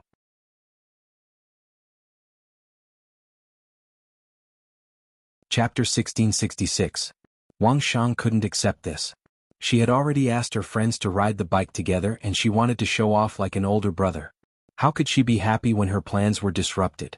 After riding a few laps around the courtyard, Wang Shang felt that she had completely adapted to the bicycle and could ride it with ease. Then, she carefully went to the back door of the manor with her personal maidservant. As the young master, she ordered the servants to open the door and went out into the streets. Wang Shang could finally ride the bike on the streets. She could feel the envious gazes of the passers-by, especially those who looked like scholars. They pointed at her from afar and looked at her with yearning. She immediately felt proud, like a general who had just won a battle. However, the good times didn't last long. A few burly embroidered uniform guards suddenly rushed out from the side of the street and blocked Wang Shang's path. The sudden braking caused Wang Shang to almost fall to the ground. Then she shouted unhappily, "Good dogs don't block the road." Wang Shang claimed that she was the granddaughter of Minister Wang, so there weren't many things in the world that could scare her. She thought that the embroidered uniform guards would immediately retreat after she shouted her name. She didn't expect that she and her bike would be arrested after she said her name. Only her maidservant was left standing on the ground and crying anxiously. Wang Shang was quickly brought to the embroidered uniform guard's office after she was arrested. Her bike was detained and she was also arranged to a small room so that she could explain her views on Crimson City. Her identity seemed to have worked because the embroidered uniform guards smiled and guided her. "Miss, you've been to Crimson City before, so you must know where it is. I heard that you're quite good at writing. Can you write it down? If you write well, not only can we let you go, we can also give you a bike. How about it?" Wang Shang didn't like the embroidered uniform guards because of her grandfather. However, when she heard that she could get a bike if she performed well, she was tempted. She didn't want to borrow a bike from her brother. It would be great if she could have one herself. She immediately asked, "Do you really have a bike?" "Of course. Our Imperial Secret Service is very capable. It's just a bicycle." Luo Zhu, who was wearing a commander's uniform, said with a smile on his face. "All right, bring me a pen and paper." For the sake of a bicycle, Wang Shang was willing to go all out. As for what would happen if these embroidered uniform guards lied to him afterwards? Wasn't that simple? He could just complain to his grandfather. He didn't believe that they weren't afraid of the Minister of Revenue. Wang Shang was indeed from a scholarly family. It didn't take him long to write an essay. Although it wasn't particularly beautiful, the sentences were smooth. Especially when he described the beauty of Crimson Castle, his strokes were divine. The description was quite good. Wang Shang also played a little trick. As if she was afraid that the other party would not think highly of her essay, she even added some sentences about her grandfather, Wang Zhou, in her essay. Her intention was very simple. She wanted to tell the other party about her identity and not to look down on others. If there were any benefits, they had to share it with her. Satisfied, Luo Zhu left. He told Wang Shang that he still needed to report to the higher-ups to see if the essay was up to standard. Then they would consider rewarding him with a bicycle. Wang Shang was so happy that she urged him to hurry up. With this essay in hand, Luo Zhu went to find Xin Nantang, who had become a commander of the Imperial Secret Service. After the Chao family was expelled from the Imperial Secret Service, the people who had followed Mao Mu from the beginning were promoted. For example, Luo Zhu was promoted to a 4th-rank commander, and Xin Nantang was promoted to a 3rd-rank commander. Xin Nantang looked at Wang Shang's essay and couldn't bear to see it. Wang's reputation among the people was quite good. He wasn't greedy and didn't form factions. He was one of the few good officials in the southern Ming dynasty. However, there was no other way. It was eunuch Mao Mu's idea to trap the Wang family. Now, no one in the Imperial Secret Service dared to question eunuch Mao Mu. Mao Mu's status and influence in the Imperial Secret Service was far greater than Chao Jixiang's. This was all because Mao Mu thought about everyone and was willing to spend money. What he meant was that unless he gave the order, the Imperial Secret Service wasn't allowed to accept bribes. It was precisely because of this that the Imperial Secret Service was holding their chests high. This was because they didn't ask for help and didn't have anything that could be used against them. Of course, they had also paid a lot of money for Fu Mao Mu. In addition to not deducting a single cent from the wages of the Imperial Secret Service, he would also give everyone a monthly allowance based on their contributions. Last month, those who performed well received 120 taels. For the Imperial Secret Service, this wasn't just enough to feed their families. It was already a source of income. Since it was eunuch Mao Mu's order, Xin Nantang naturally had to follow it. Not to mention, the position of commander was there for everyone to see. Between him and Wu Ben, whoever performed well would be given that position. At this moment he couldn't afford to make any mistakes. Bring those essays over. I'll give them to eunuch Mao. With a sigh, Shen Nantang finally bowed his head to reality. There was nothing he could do. This was the sorrow of a small figure. He didn't do things according to his own will. Very quickly the essays were delivered to Mao Mu. After briefly reading through them, he went straight to the Hall of Diligent Government. After this period of hard work, he now had the qualifications to report to Zhu Qizhen alone. It was the same treatment as Chao Jixiang in the past. Although he had the treatment, Mao Mu still kept a low profile. When he entered the side hall, he saw that Chen Sengbao was on duty. He quickly bowed and explained his purpose. In the end, he didn't forget to add, "Eunuch Qian, next month's allowance will be sent to you in 2 days." Chen Sengbao's face was full of smiles. That was tens of thousands of taels of silver. In his eyes, Mao Mu was undoubtedly a god of wealth. Although he was curious about where the other party got the money, no matter what, it was enough that the money was sent to him. Why would he care so much about it? "Alright, have you thought about who to give the position of commander to?" Chen Sengbao couldn't help but ask. That was an income of 500,000 taels of silver. How could he not be anxious? "Eunuch Chen, you also know that both Wu Ben and Shen Nantang have performed well. In order to give them more motivation, this matter has to be delayed. Of course, the money will definitely be sent in the end. It's just a matter of a month or two to show filial respect to you," Mao Mu explained with a smile. It's fine. This eunuch is just asking. Chen Sengbao smiled politely and then said, "Alright, His Majesty is still waiting for you. Quickly go and do your job." "Yes." Mao Mu bowed again. Only then did he tidy up his clothes. After seeing that there were no problems, he strode into the side hall. After Mao Mu sent the articles in front of Zhu Qizhen, it only took a short while for a roar to be heard. "You dare to care about these officials? You're taking the salary we give you and not doing your job properly. Instead, you're thinking about the good of others. Hateful, hateful." Mao Mu lowered his head and picked up the articles scattered on the ground. After waiting for Zhu Qizhen to calm down a little, he asked tentatively, "Your Majesty, what should we do next? Arrest them?" Facing this question, Zhu Qizhen's face revealed a pained expression. He had already seen it. These articles were basically written by the officials of the court, and even the descendants of important officials. Didn't that mean that these important officials and officials were unreliable? If they really arrested people based on the list of people who wrote the articles, the Southern Ming Empire would be in chaos for a while. However, they could not arrest them. These people's hearts were no longer with the Southern Ming Empire. If they continued to be put in important positions, it would only be more dangerous. As the saying goes, a short pain is better than a long pain. Take it. Take all the people in this article. Take all their backings and investigate them thoroughly. But remember, don't use torture to extort confessions. And you should know your limits. You're also an old person in the palace. Mao Mu, you've done well recently. Zhen is very pleased. After Zhu Qizhen vented his anger, he looked at Mao Mu with admiration in his eyes. This person was able to do things so beautifully in such a short period of time and obtain information that could be used against those officials. His methods were truly outstanding. Why didn't he realize that this person was a talent before? Mao Mu knelt on the ground gratefully and quickly kowtowed. "This is all because of your Majesty and Empress teachings. This servant should do his duty." "Alright, you can rise. You're really good. In the future you can call yourself a subject in front of Zhen. There's no need to call yourself a servant." Zhu Qizhen laughed and gave Mao Mu another privilege. "Don't look at this simple title. In the entire group of eunuchs, only 3 people could call themselves subjects. They were Chen Xingbao, Kai Zhong, and the captured Chao Jixiang. Right now, Mao Mu had replaced Chao Jixiang's previous position. "Yes, this subject thanks your Majesty again."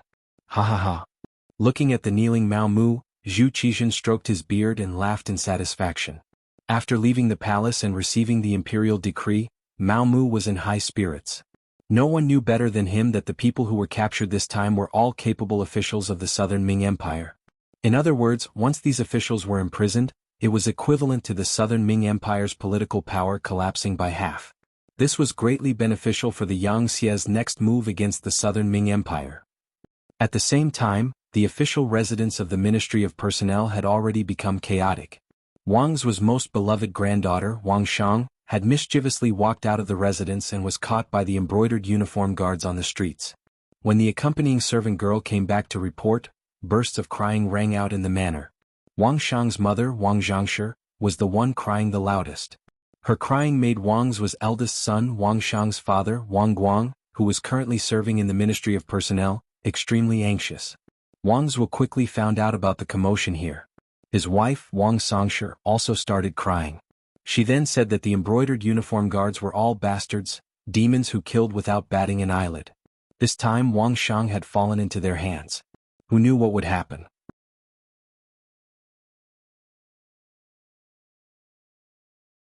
Chapter 1667. Compared to the woman who only knew how to cry, Wang Zhuo was clearly much calmer. If it were in the past, he would definitely be very nervous when the embroidered uniform guard captured his family. He knew that the embroidered uniform guard was best at listing crimes. When they wanted to deal with a person, they would often use all kinds of methods. Even if there was no crime, they would put the blame on the person, causing many unjust and wrong cases.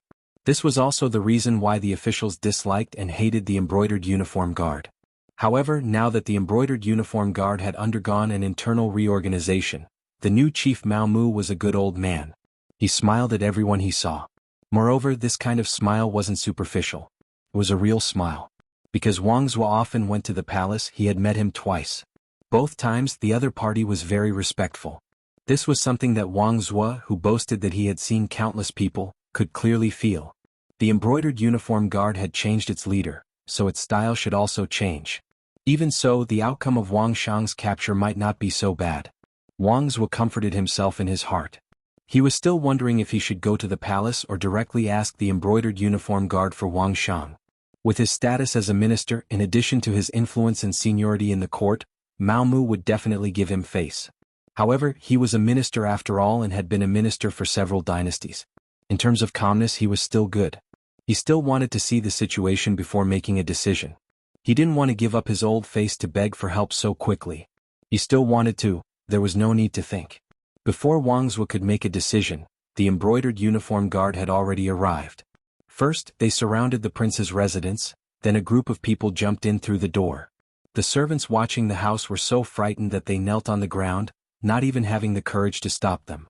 Compared to before, the current embroidered uniform guard brothers had undergone a huge change. They didn't do the dirty work of extortion and framing anymore. With money, their abilities could be put to use.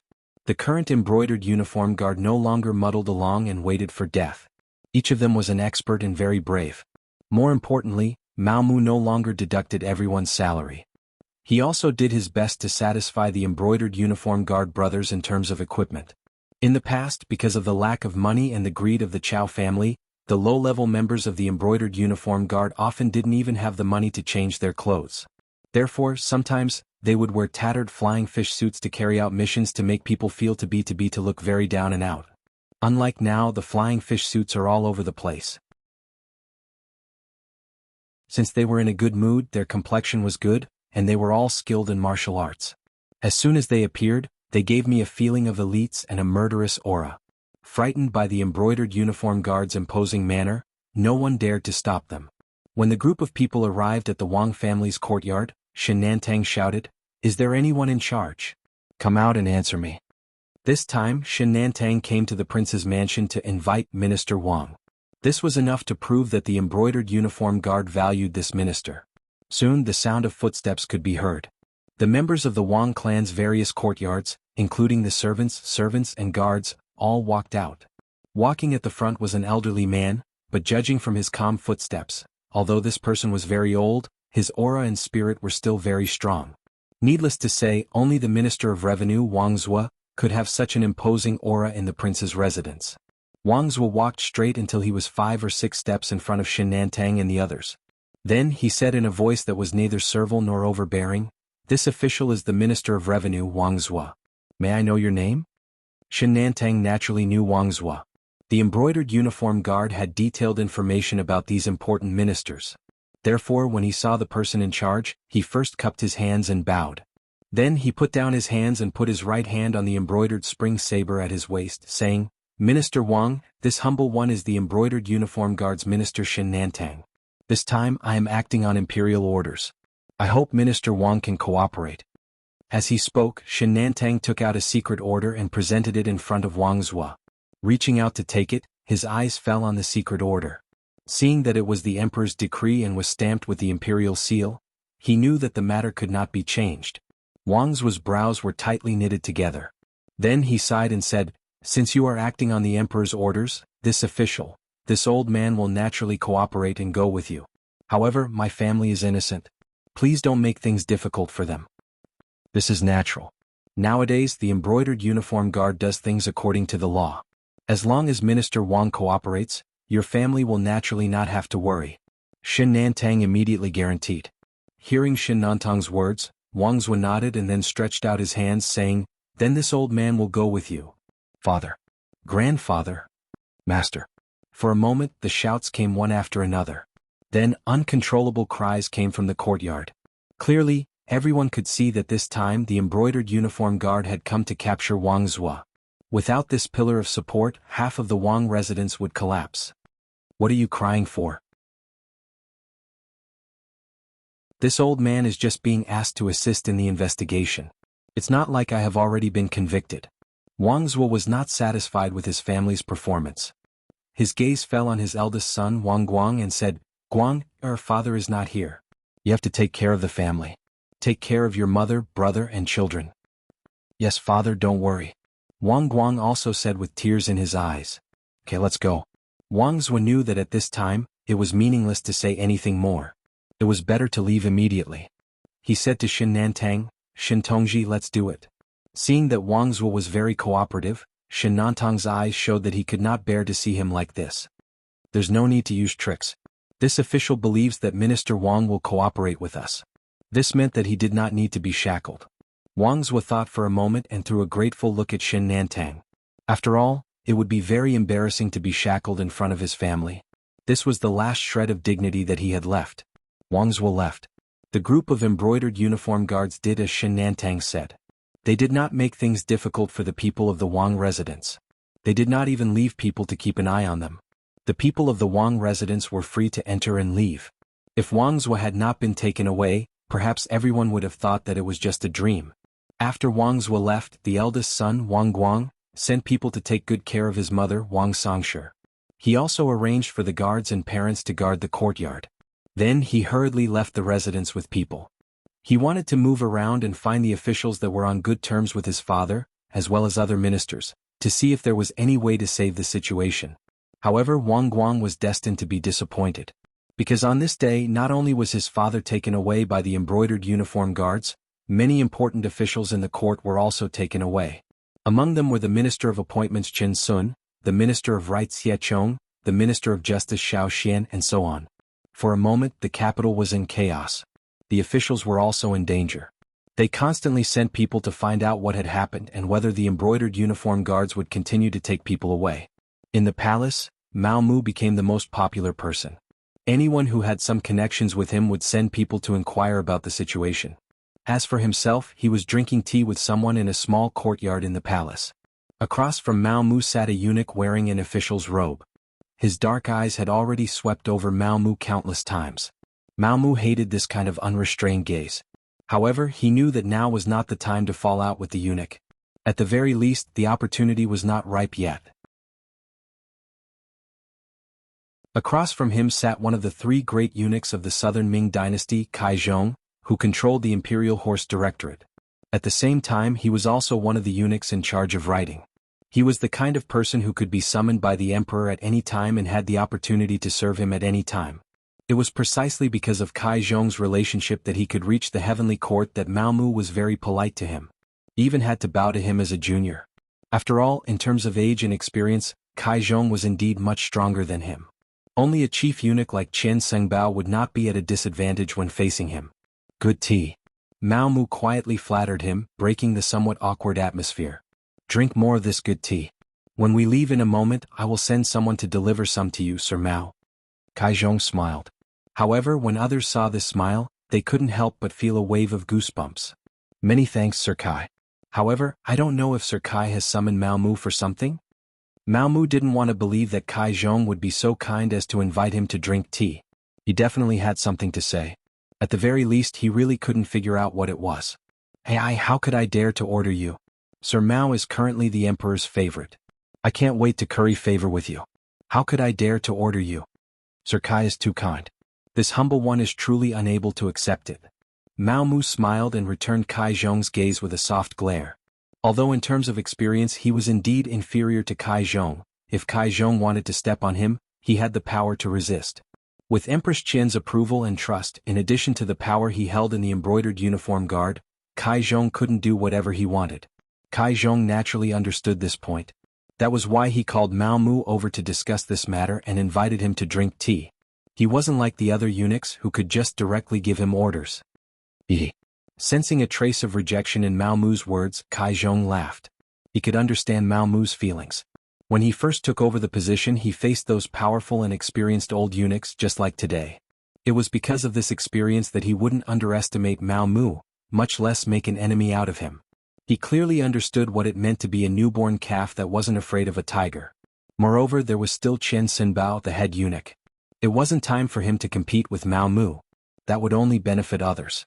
He didn't have any intention of exploiting Mao Mu. On the contrary, he was here to befriend him. He believed that after today's matter, he would definitely maintain a good relationship with Mao Mu. At least on the surface. Sir Mao, actually, I invited you to drink tea this time because I have a request. Sir Kai is really making things difficult for this humble one. If there's anything you need, just tell me, Mao Mu said politely.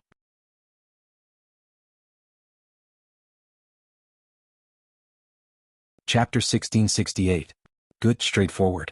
Since that's the case, I'll be frank.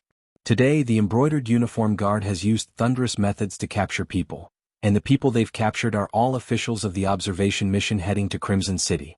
Right now, the streets are in an uproar and everyone is in danger. Some officials came to beg me, hoping that Duke Mao would be merciful. However, I don't know if Duke Mao would give me some face. Of course, I understand the rules and won't make things difficult for you. The so-called understanding the rules naturally meant giving benefits.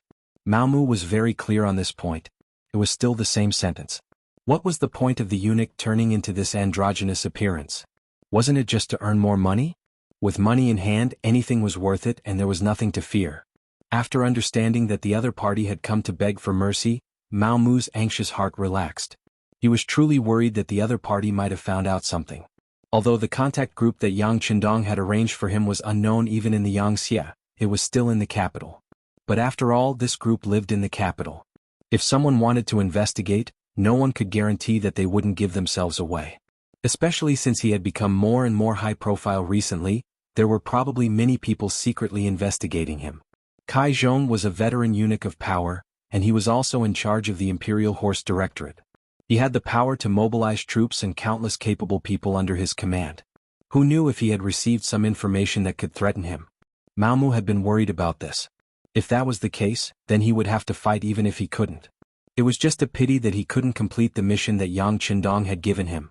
Now that he knew that Kai Zhong had a favor to ask of him, he could finally put down his anxious heart, and his expression became much more relaxed. However, this small change fell into Kai Zhong's eyes. Which of the eunuchs with power wasn't worry-free? Which of them wasn't an expert at reading people's expressions? When Mao Mu relaxed, Kai Zhong's gaze locked onto him.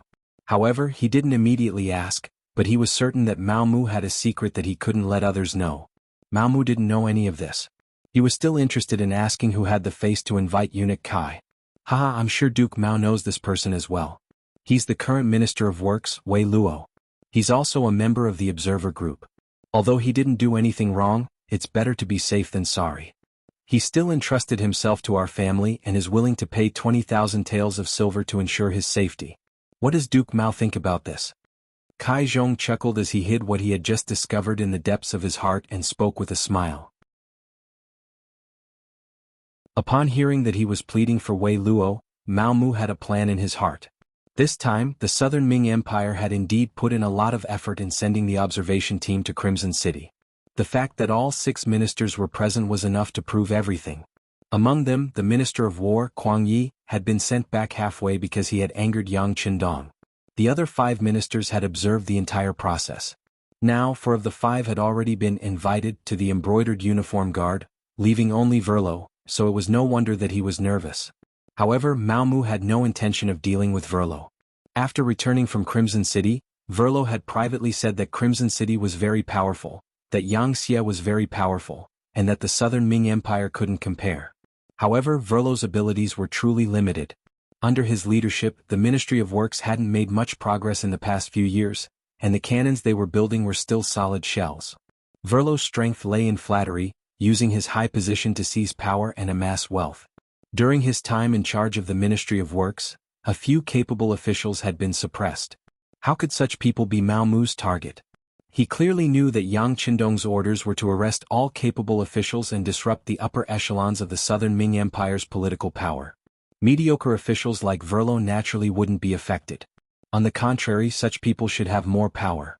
This way they would be more in line with Yang Xie's interests. Thus, even without Kai Zhong's pleading, Mao Mu wouldn't have made a move against Verlo. He still needed to keep these people to explain to the emperor that not all of the members of the observer group had become disloyal. This was clear proof. Haha, Verlo, to be honest, said some things that crossed the line. His name is on the embroidered uniform guard's next arrest list. Although Mao Mu had already decided to let Verlo go and give Kai Zhong face, the process was still important. However, the process was still very important. How to make the other party accept this favor was especially important. Hearing that this was indeed the case, Kai Zhong couldn't help but nod. He didn't know what the emperor thought of the observer group and thought that he wanted to capture them all in one fell swoop. Thus, he naturally didn't doubt Mao Mu's words. Because of this, Kai Zhong's face bloomed into a smile. However, he didn't know how disgusting this smile was in Mao Mu's eyes. I'll have to trouble Duke Mao to put more thought into this matter. I'll remember this favor. Kai Zhong smiled, his eyes revealing an expectant expression. This.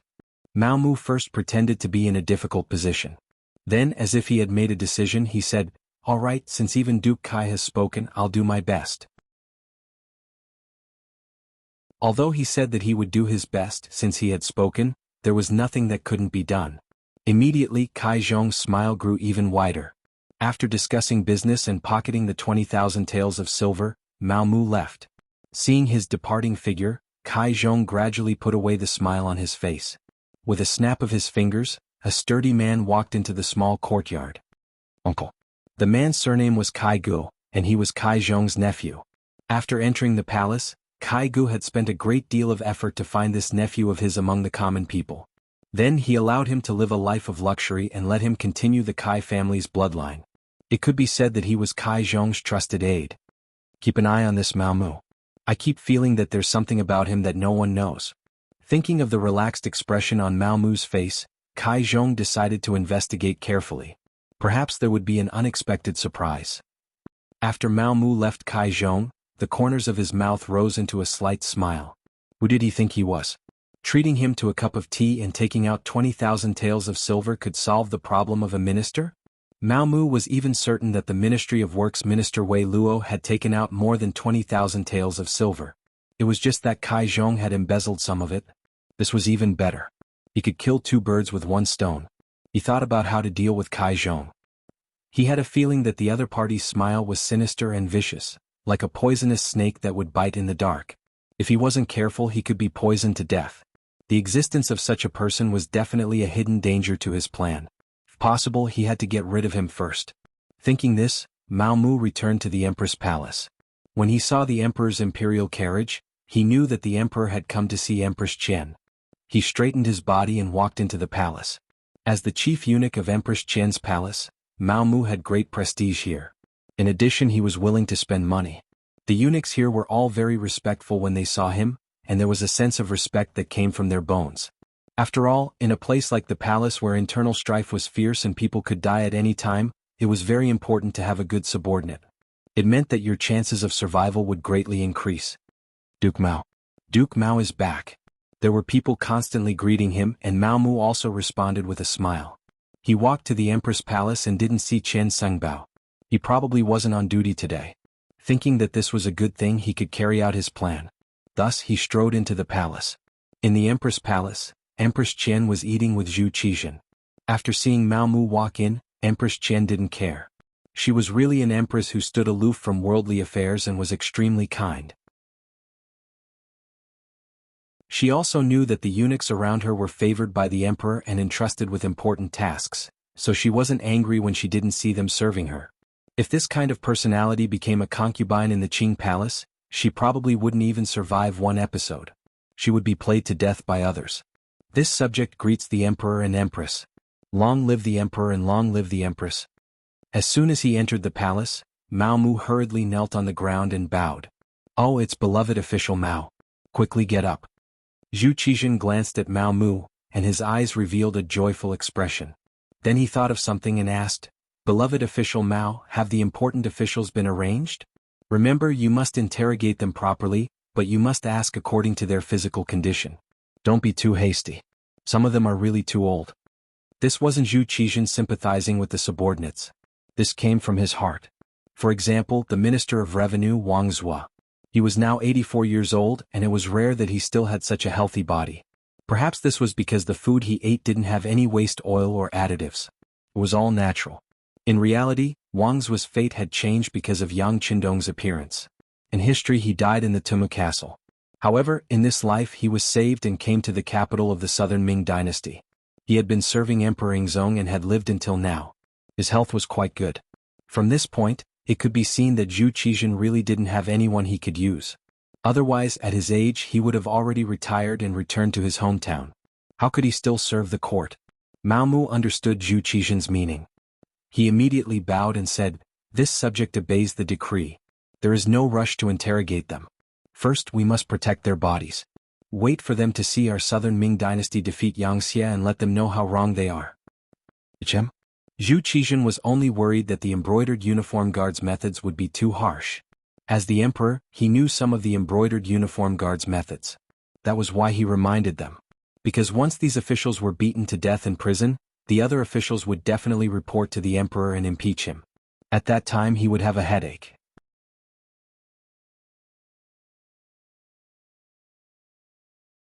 Chapter 1669. But unexpectedly, Mao Mu's understanding was to only capture these people and slowly torture them until the day the southern Ming Empire won and let these officials see his style as the emperor. This also reminded Zhu Qizhen. He nodded and said with satisfaction, Yes, that's the reason. Haha, beloved official Mao's words are exactly what we want. Come reward me. This official doesn't dare to ask for a reward. Everything is what this official should do. Right now, the imperial court is going to exterminate the Yang bandits and it's time to use money. This official wishes to wear armor and go to the battlefield to kill the enemy.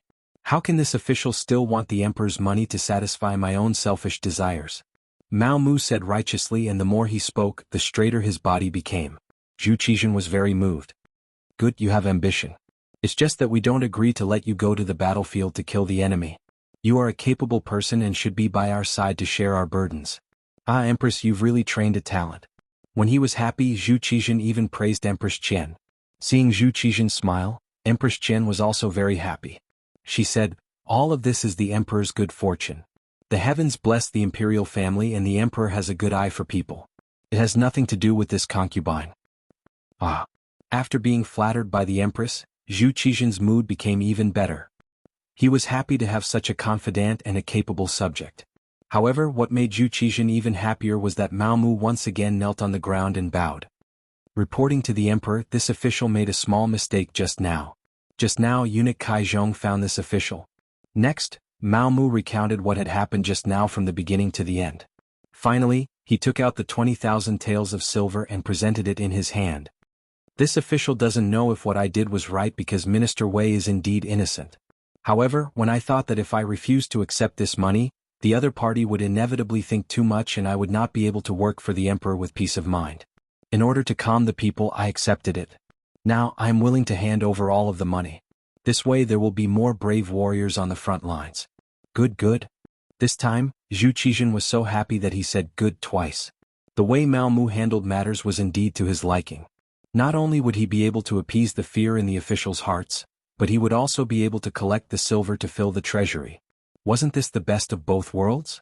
Most importantly, this matter didn't need to be reported. Neither Kai Zhong, who was the middleman, nor Wei Luo, who carefully handed over the silver, would tell anyone about it. However, Mao Mu still reported the matter to him. Wasn't this a sign of loyalty? Mao Mu's indifference towards 20,000 taels of silver proved that he was not greedy. Handing over the money in full proved that the other party was worried about national affairs. Wasn't this kind of loyal and capable eunuch exactly what he needed the most? Speaking of which, Zhu Qizhen's personality was somewhat of a perfectionist. He always wished that the people around him were made of stone, that they could not eat or drink, but they could fight on horseback and rule the country as soon as they dismounted. But where in the world could such a perfect person be found? He used to think that Wang Zhen was such a person, but reality proved that he was wrong. Later on he believed that Qian Xingbao, Chao Jixiang and Kai Zhong were such people. However, after some observation they all had their own shortcomings. Now that Mao Mu had jumped out, he realized that he had found the ideal candidate. Now he only hated that he hadn't discovered this kind of talent earlier. He had been forced to waste more than 10 years in the palace. Satisfied, he looked at Mao Mu with even more joy. Zhu Qizhen didn't know that Mao Mu was now even more important than Qian Xingbao, who had followed him for more than 10 years. Seeing that Zhu Qizhen was happy, Mao Mu also raised his head with a happy expression. He displayed the joy of a ruler perfectly. Beloved subject, we have seen everything you have done. Do well, and in the future you might be able to become a figure like Zheng He. Zhu Qizhen was truly happy and compared Mao Mu to the three treasures eunuchs. Mao Mu naturally knelt down in gratitude and called out, "Long live the emperor." Afterwards, he took advantage of Zhu Qizhen's happiness to mention that there were still a few officials who hadn't been arrested because their ranks were low. He also said that today's matter shouldn't be spread. Otherwise, if eunuch Kai Zhong found out, he would lose face and appear out of place. It would be difficult to carry out his work in the future. Of course, Zhu Qizhen would follow Mao Mu's instructions. He said that he saw Mao Mu's loyalty and told him to do things without worry. He knew in his heart that he wouldn't let a capable official be wronged. He also said that the war was imminent. Anyone who had problems must be arrested, even those who suspected problems must be arrested.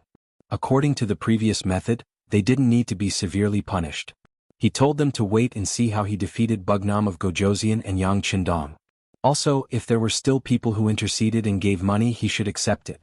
The money in the national treasury was getting less and less, and he was eager to replenish it. Zhu Qizhen finally left happily.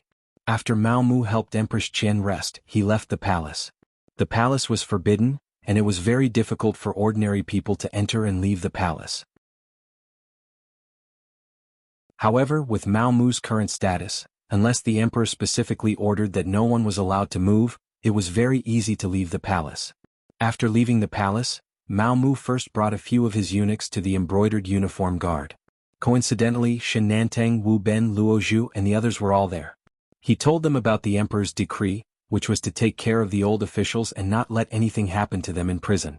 They could consider giving each of them a single room so that they could come out every day and eat and drink as much as possible. If they didn't have enough money, they could inform their family to send it. Also, from tomorrow onwards, they would continue to arrest people according to the list. Of course, that list was provided by Mao Mu and also by the Yangxia Intelligence Department. They were all capable officials, and what they needed to do now was to catch them all in one fell swoop. In short, it was a sentence that would paralyze the southern Ming dynasty, break the tacit cooperation between the various departments, and thus reduce the southern Ming dynasty's fighting strength. Mao Mu's words fell into the ears of the embroidered uniform guard, which was equivalent to an imperial edict. Immediately, everyone bowed their heads and cupped their fists in agreement. After seeing that there was nothing else to do in the embroidered uniform guard, Mao Mu left. Then, seemingly unintentionally, he went to the silk shop that he often went to. Mao Mu didn't know that behind him, Kai Gu was quietly following him with a few trusted subordinates. When he saw him enter the embroidered uniform guard, he had been waiting outside. When he saw him come out and didn't immediately return to the palace, he followed him. Mao Mu was still a little inexperienced, and the results he obtained during the day made him a little arrogant. Right now, he was anxious to report all of this to Bugnam of Gojoseon and receive praise and recognition. The few eunuchs around him had received a lot of benefits from Mao Mu. Now that Mao Mu's status had skyrocketed, not only the empress, but even the emperor relied heavily on him. Naturally, they would follow Mao Mu wherever he went. Although the sky was already dark, it wasn't yet time for curfew on the streets. The silk shop's door was still open, and Mao Mu led a few eunuchs inside. Take a good look and see if there are any good satin brocades. Pick out some and send them to the Empress Palace. After some casual instructions, Mao Mu, as usual, was warmly invited by the shopkeeper into the inner room to drink tea. Outside the silk shop, Kai Gu and his people couldn't see what was going on.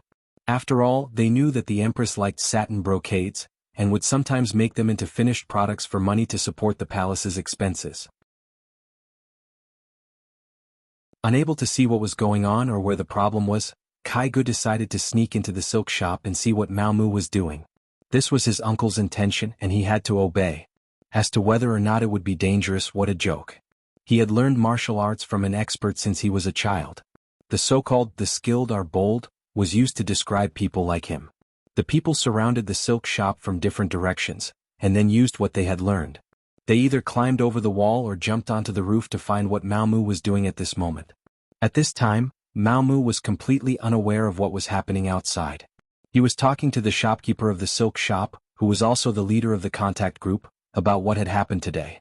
He was going to report it to Yang Qindong in the form of a telegram. Kai Ji's skills were indeed not bad. Although he was tall and sturdy, his body was actually very agile. After a few jumps, he reached the top of the silk shop. Then he lifted the roof tiles one by one, trying to find where Mao Mu was. Finally, after flipping over a few tiles, they saw Mao Mu with his hands behind his back under the light of the coal lamp. He was saying something and there was someone sitting in front of him.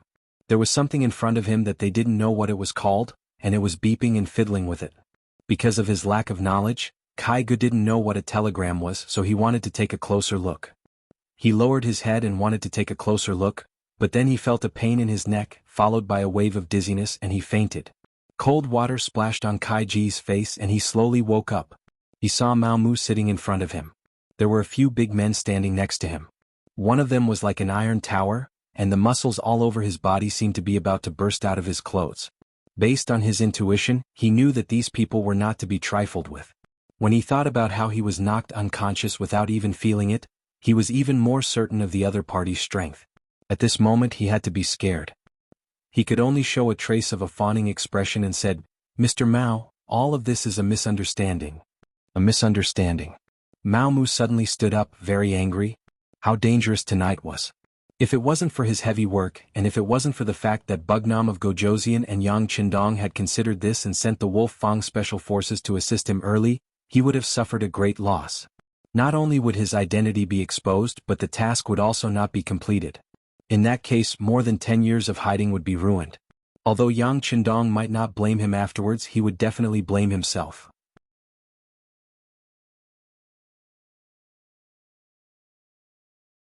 Chapter 1670.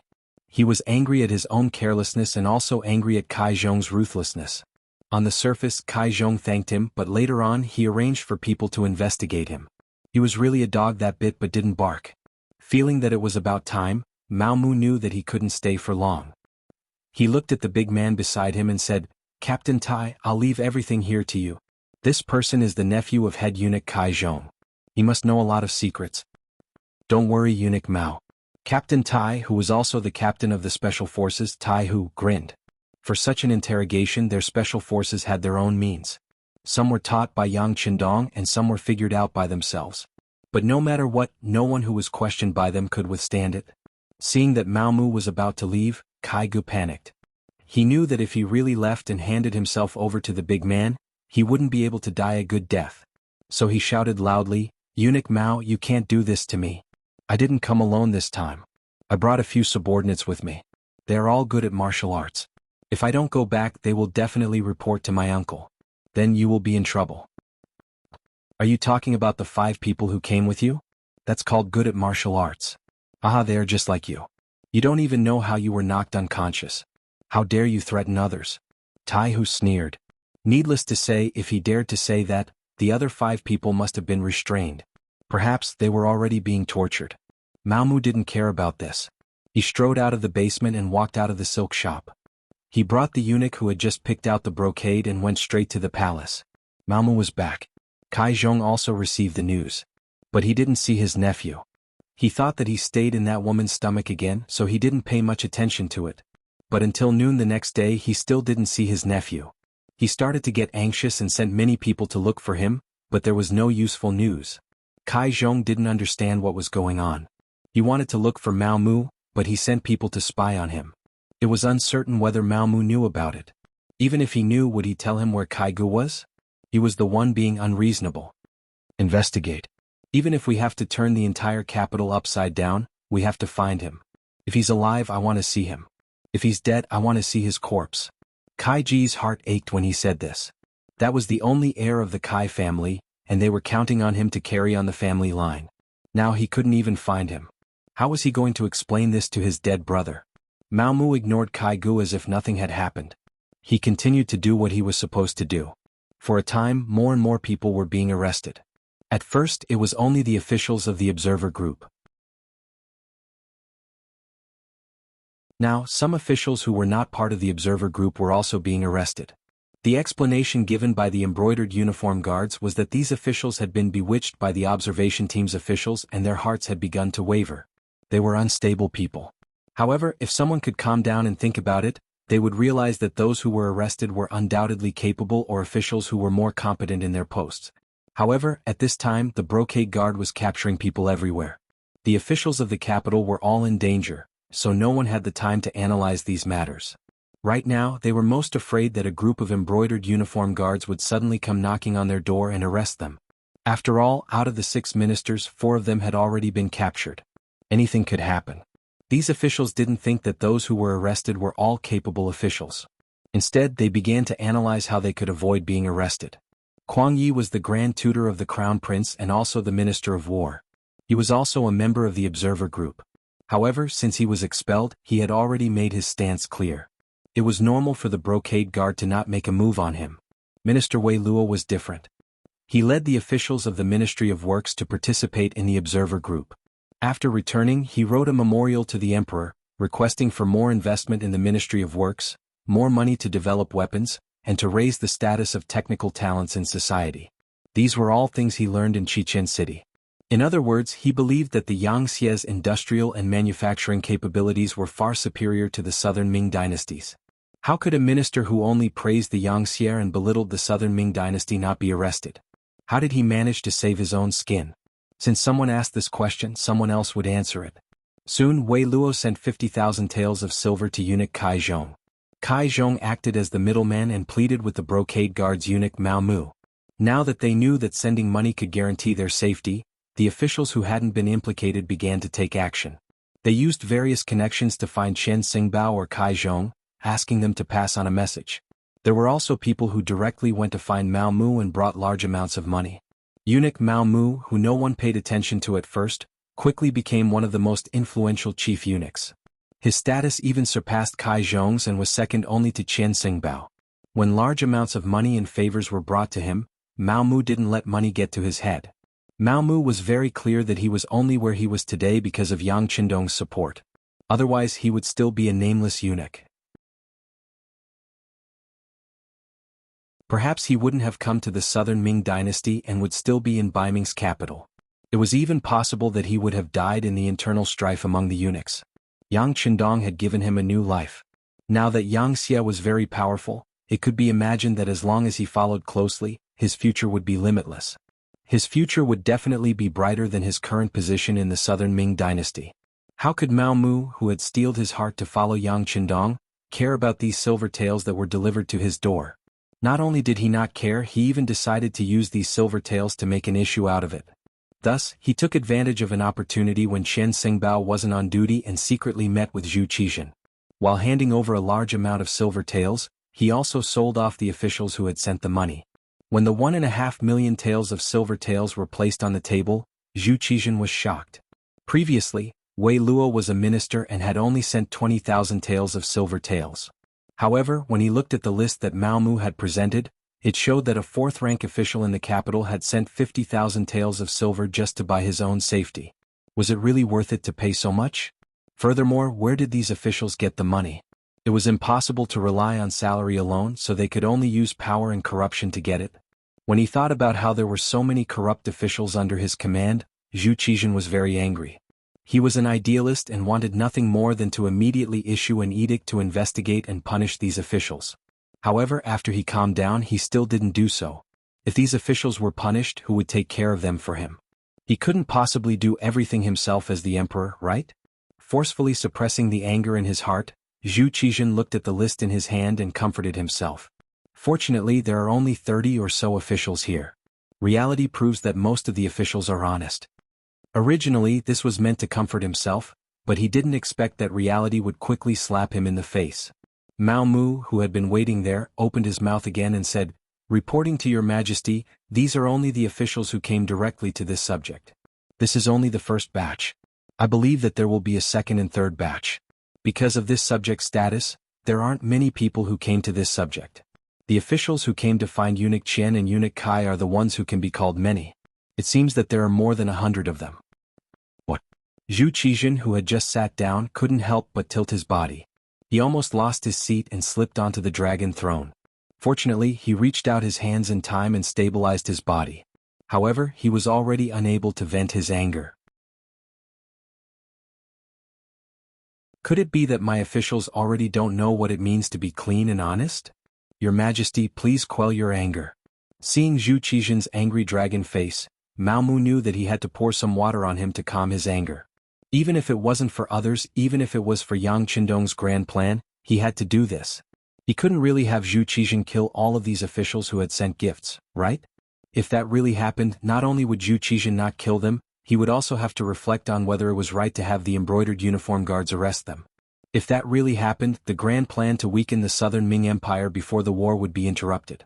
This was something that Mao Mu definitely didn't want to see. After mulling over what to say, Mao Mu opened his mouth and said, "Your Majesty, in reality, this is just everyone feeling insecure.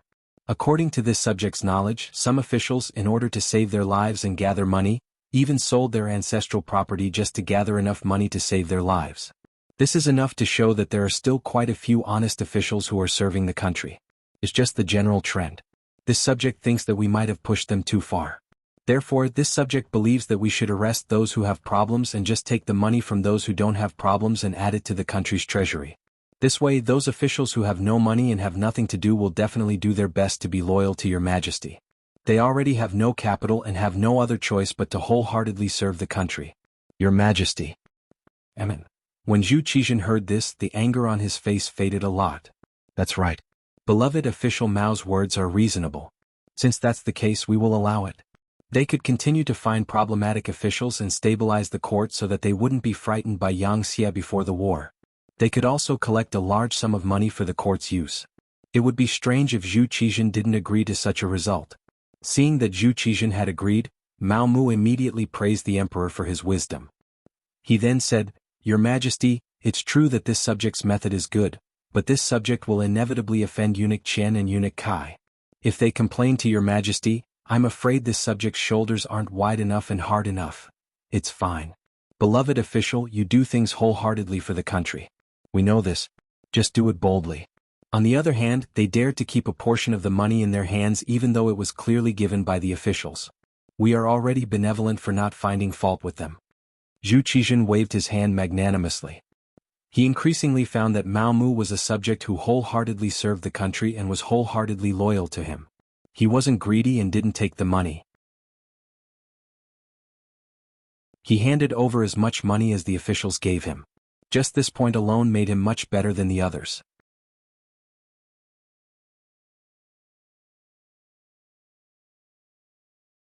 Chapter 1671.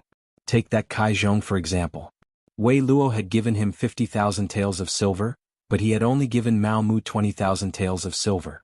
He had actually pocketed more than half of it, much to Zhu Qizhen's displeasure. With these 30,000 taels of silver, the imperial court could do a few more things, could it not? Mao Mu had been waiting for Zhu Qizhen to say this.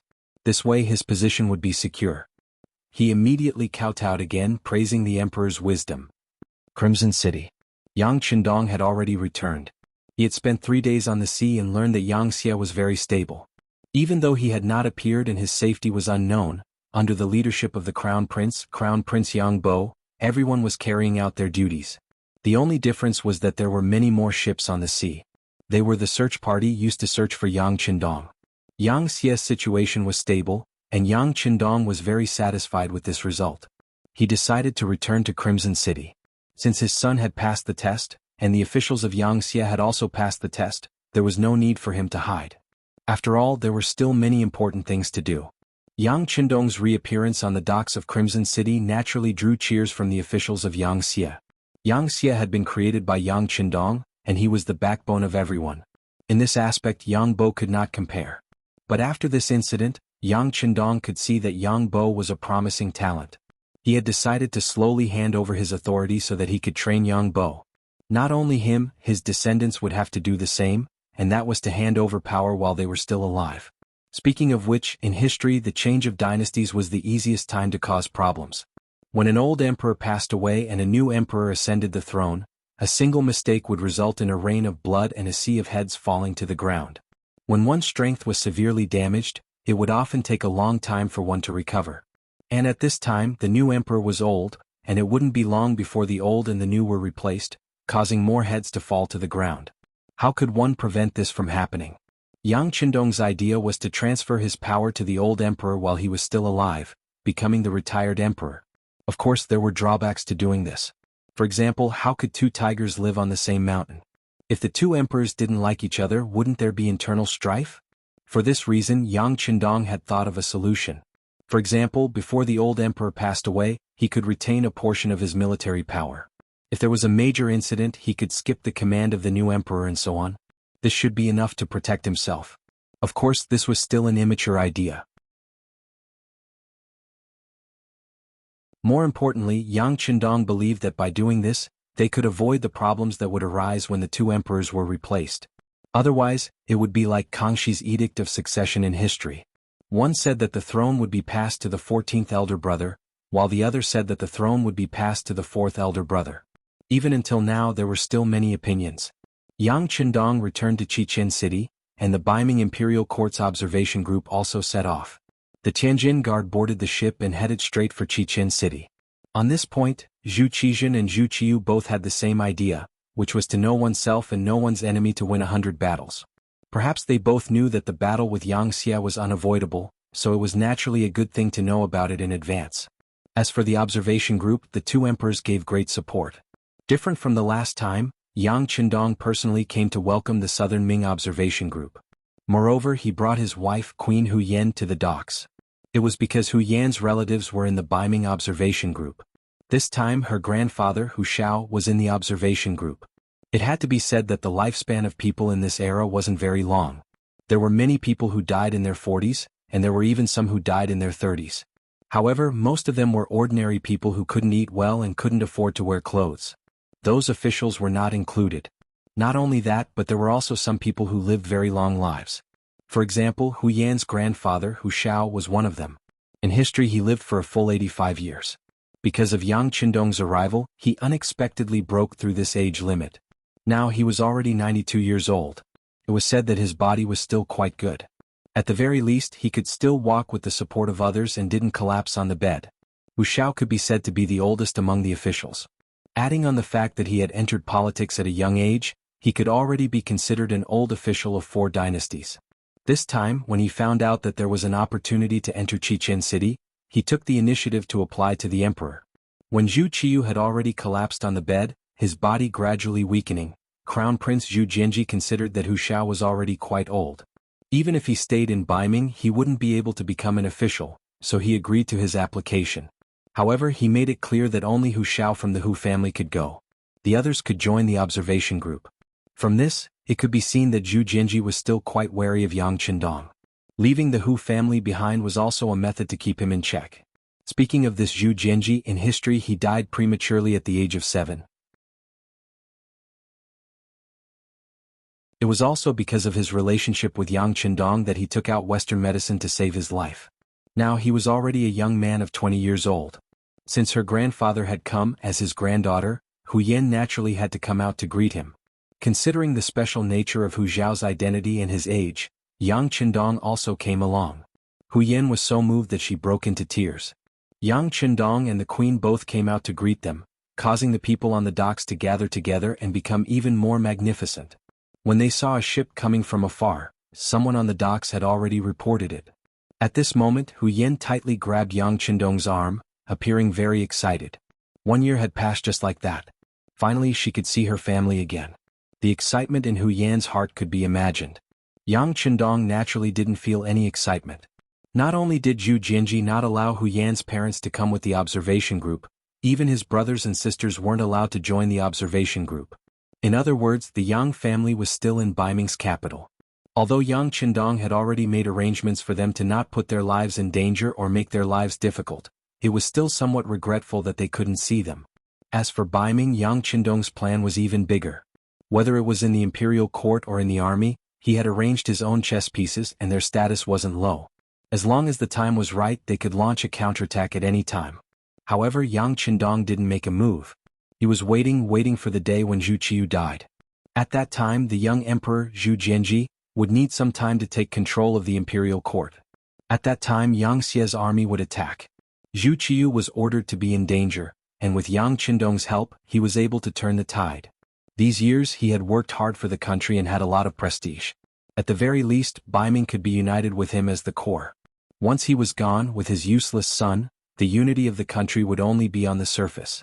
He needed to wait for the right time to attack Baiming, but he didn't need to be so polite to the southern Ming. With Zhu Qizhen's imperial edict in Chao Jixiang's hands, Yang Qindong had enough reason to attack the southern Ming. The only reason he hadn't made a move now was because the military supplies weren't in place yet. Now it seemed that this was the time.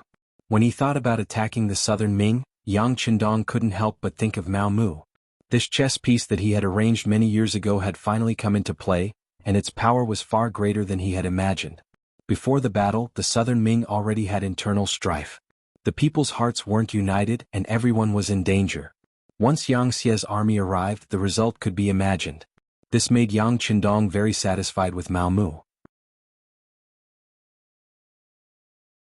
At this time, Mao Mu was still busy at Yingtian Manor in the capital. Whether it was Qian Xingbao or Kai Zhong, they didn't know that Mao Mu had secretly met with the emperor and handed over the ransom money he received. They were still using this opportunity to make a big profit. This was especially true for Qian Xingbao. Relying on his identity as the one who supported Mao Mu, he didn't give Mao Mu a single tael of silver. He only handed over the list of officials that he wanted to protect, saying that they were all his people, so he had to be magnanimous.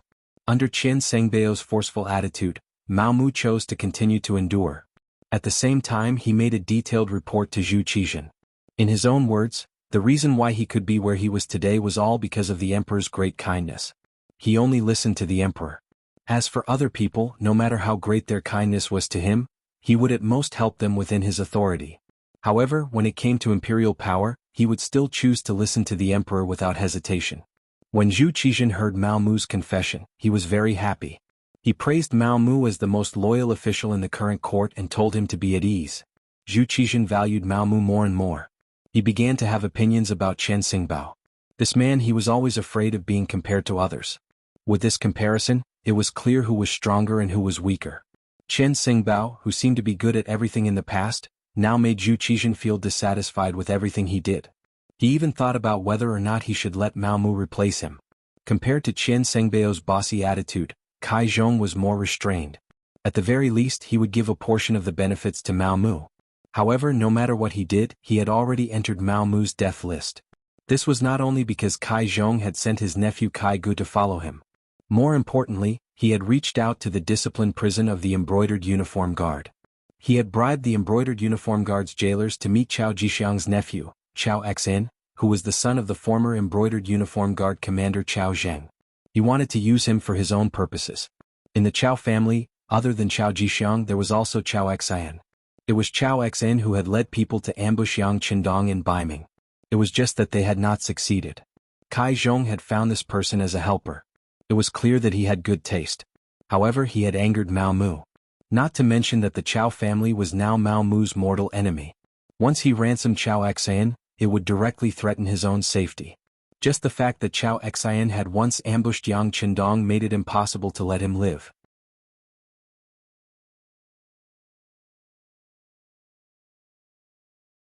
Chapter 1672. The reason why Chao Xin was still alive in the Discipline Commission of the Embroidered Uniform Guard was because Mao Mu wanted to personally hand him over to Yang Qindong. But since Kai Zhong wanted to do this, he had to make a move in advance. First, he sent a telegram to Yang Qindong to ask if he could kill Chao Xin now. Then he found eunuch Qian Xingbao and explained what Kai Zhong would do next. Once Chao Xin was released, he would be the first to come after him. Next, he would not let Qian Xingbao go. Qian Xingbao was not an ordinary eunuch. Although he was not a man, he still had a residence outside the palace for his face. Not only that, but he also kept a few beauties in his residence. Although he could not do anything, he could still let them pour him tea and massage his legs during his break. That was also a kind of enjoyment. Once Chao Xen was released, who knew whether or not he would ambush him outside the residence for revenge? This was someone who even dared to ambush Bugnam of Gojoseon. Thinking of this, Qian Sengbao's face revealed a fierce gaze. Kill him now. But this person is wanted by eunuch Kai Zhong. Mao Mu pretended to be in a difficult position. No matter, I will talk to him. In short, we have to nip any danger in the bud. Qian Sengbao's voice carried a sinister intent. Now he had borrowed Mao Mu's name to get a lot of money. He wanted to enjoy his life and did not want anyone to threaten his safety. Understood. Mao Mu nodded and agreed. What happened next was simple. After dinner, Chao Xian died in the discipline prison. When the news reached Kai Zhong's ears, he was naturally furious. Even if he closed his eyes and used his toes to think, he knew that this was Mao Mu's doing. Do you really think your wings are strong? Gritting his teeth, the angry Kai Zhong decided to unite more eunuchs to deal with Mao Mu. There were 24 eunuchs in the entire group of eunuchs. Each eunuch had a chief eunuch and 1/3 of them listened to him. Once they joined forces, Mao Mu would have a hard time in the palace. Scheming against scheming, there would always be countless sinister methods. Most of the time, such methods could even take a person's life. For example, if the eunuch in charge of the food shop wanted to make things difficult for Mao Mu, then in the entire empress palace, other than the master, the food that the other eunuchs and palace maids ate was either too salty to swallow or too bitter to curse. In addition, there would be various problems with the use of the eunuchs and palace maids. In this way, it wouldn't be long before all the eunuchs and palace maids in the empress palace hated Mao Mu. If that was the case, who would listen to him? When the problem affected the master, Mao Mu would fall out of favor and even be replaced. After all, Kai Zhong had been in business for so many years. He had many loyal followers in the 24 prisons. Once he made up his mind to deal with someone, the consequences would be very serious. At this time, Kai Zhong had already begun to imagine Mao Mu begging him. At that time, he would use his actions to tell the other party that he was not someone to be trifled with. Unfortunately, just as Kai Zhong gathered the eunuchs who listened to his orders, Qian Sengbao sent someone to deliver a message.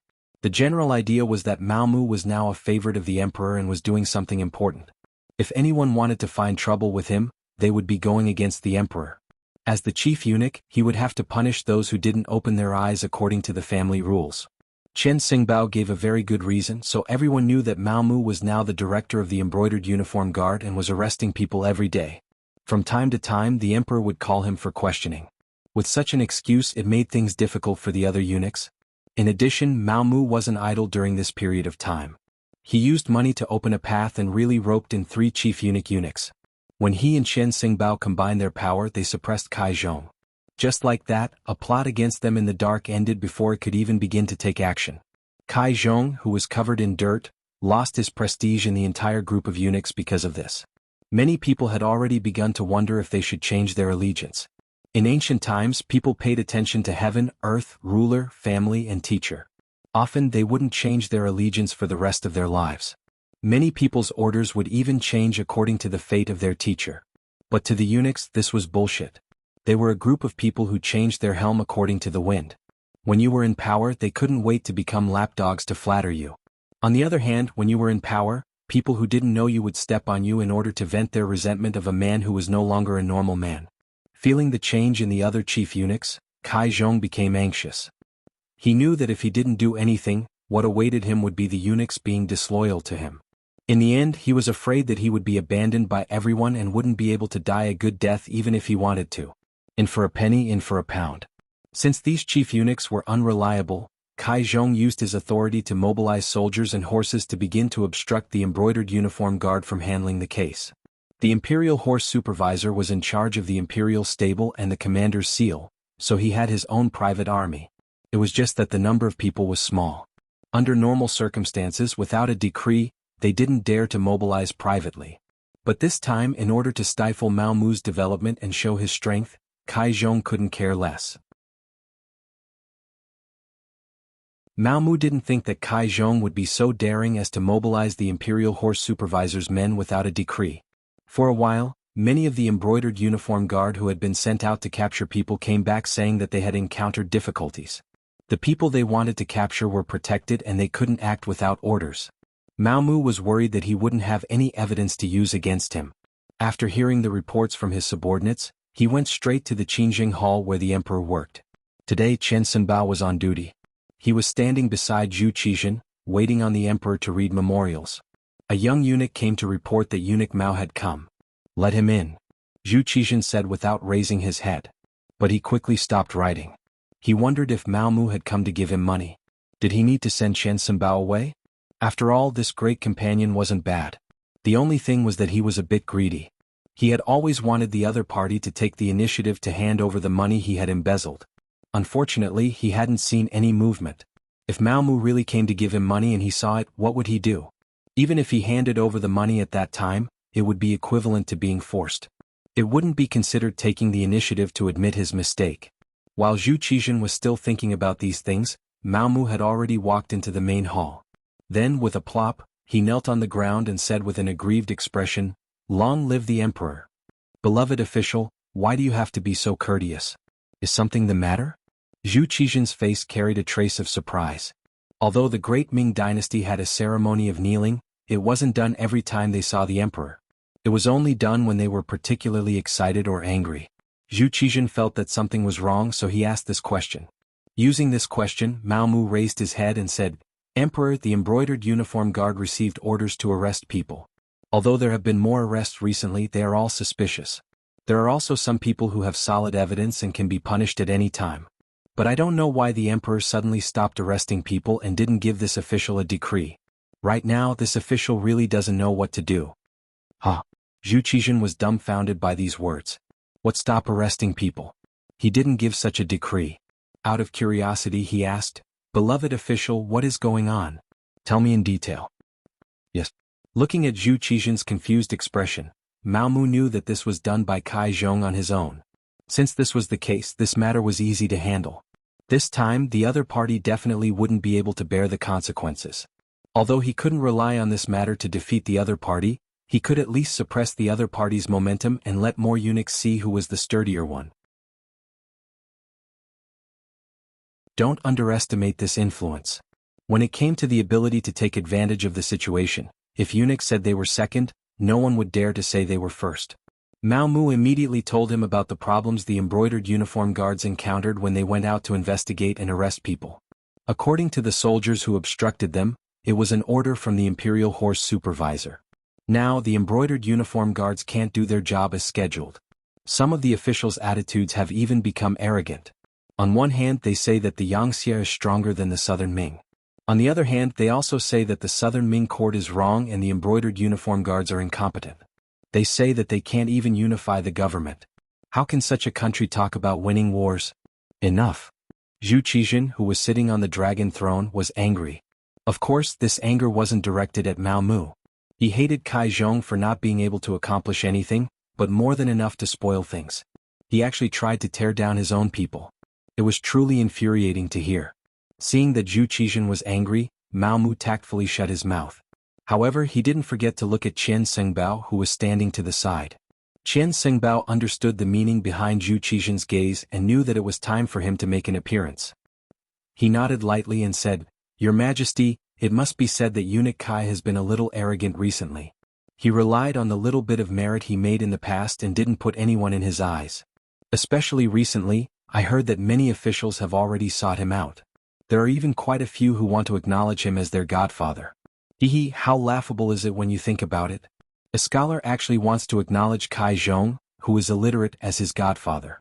If this trend isn't properly suppressed, I'm afraid that there will be trouble in the end. It might even lead to a conflict between factions. This subject is thinking that there won't be a day when these officials won't even look at imperial edicts. They won't know who your Majesty is and will have to act according to his wishes." Chen Sengbao's words weren't just sprinkling salt on the wound. He was clearly stabbing it with a knife. Moreover, he was stabbing it again and again as if he wanted to chop the flesh into pieces. What Zhu Qizhen disliked the most and was most apprehensive about was fighting between factions. It wasn't just him. Any emperor would be displeased.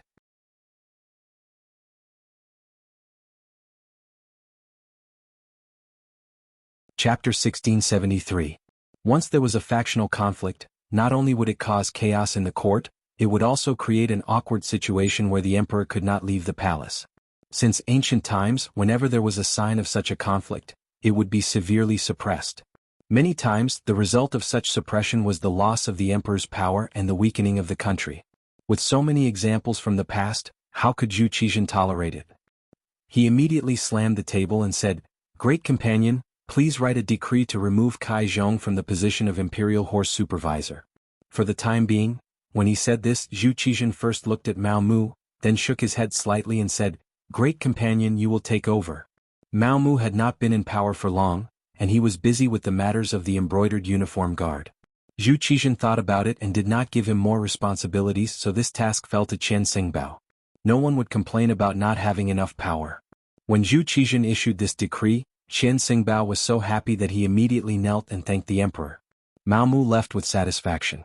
When he left, Qian Xingbao took the initiative to send him off. The smile on his face was enough to squeeze all the mosquitoes that dared to provoke him.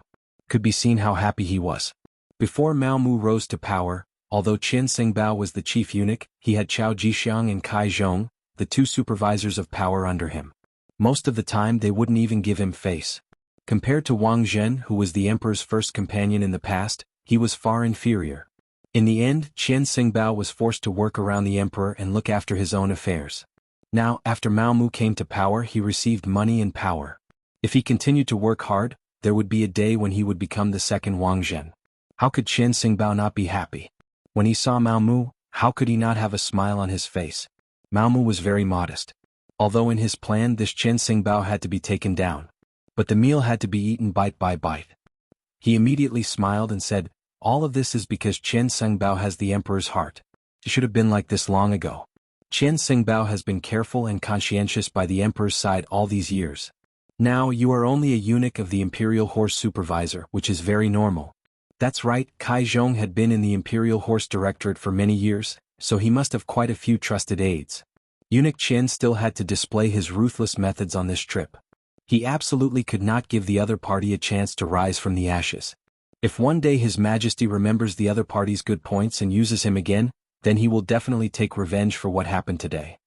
The congratulations from before were just pleasantries. The reminder at the end was the most important. Mao Mu wanted to see Qian Xingbao and Kai Zhong fight each other so that he could reap the benefits like a fisherman. "Don't worry, this duke is very capable." As Qian Xingbao spoke, his eyes had already narrowed into slits. Thinking about it, it made sense. For an old fox like him who was used to seeing eunuchs fighting for benefits, once he made a move, Kai Zhong would definitely not be able to stand it. Presumably, those eunuchs who belonged to him would also face the danger of being uprooted. Mao Mu left happily. Now that he had achieved his goal and no one was holding him back, he had to speed up the brocade guard's work. Once he captured all the capable officials in the capital, he would make a move on the local officials in the provinces. When he wanted Yang Xie's army to pave the way, no one would dare to stand in his way. Qian Xingbao did not disappoint. Soon after, he took the imperial edict written by Zhu Qizhen and went to the Imperial Horse Directorate. From then on, Kai Zhong became one of the chief eunuchs with no power. The ferocity of the situation was completely out of Kai Zhong's expectations. He was still waiting for Mao Mu to come and beg for mercy. Who would have thought that Mao Mu would ignore him and directly report the matter to His Majesty? His Majesty even listened to Mao Mu's words and directly punished Kai Zhong. Although he did not do anything to Kai Zhong when he was stripped of his power, it was like taking away half his life. What made Kai Zhong even angrier was Qian Xingbao's actions. In just half a day's time, the entire Imperial Horse Directorate had been replaced. Those who were loyal to him had been demoted to other directorates, and had been demoted from eunuchs with real power to minor eunuchs. Based on the history of internal strife among eunuchs, it was needless to say that after being demoted from a high and mighty position, what awaited them would be worse than death. It would definitely be a fate worse than death. Because of this, even if there was a day when His Majesty remembered him again and ordered him to return to the Imperial Horse Directorate, it would take a lot of time for him to raise a group of people again. Kai Zhong was still Kai Zhong. He would not resign himself to death like this. He had to retaliate. He was already thinking of what to say. He wanted to see His Majesty and complain to His Majesty. Based on his past achievements, he believed that as long as His Majesty remembered their old friendship, he would be able to rise again. The next morning, after Zhu Qizhen had a court meeting, he learned that Qian Xingbao was not at the emperor's side and had instead gone to the Imperial Horse Directorate. Kai Zhong directly went to visit and had one of his trusted eunuchs by the emperor's side report that he wanted to see the emperor. That day Zhu Qizhen was in a very bad mood. He found that the number of people in the imperial court, which was held once every 3 days, had decreased by a lot. In order to maintain the operations of the imperial court, he had no choice but to quickly promote officials. However, when he thought about how many of the officials were still inexperienced and were still young, it was still unknown whether they could take charge of the various yamens and make the huge machine that was the Southern Ming Empire operate normally.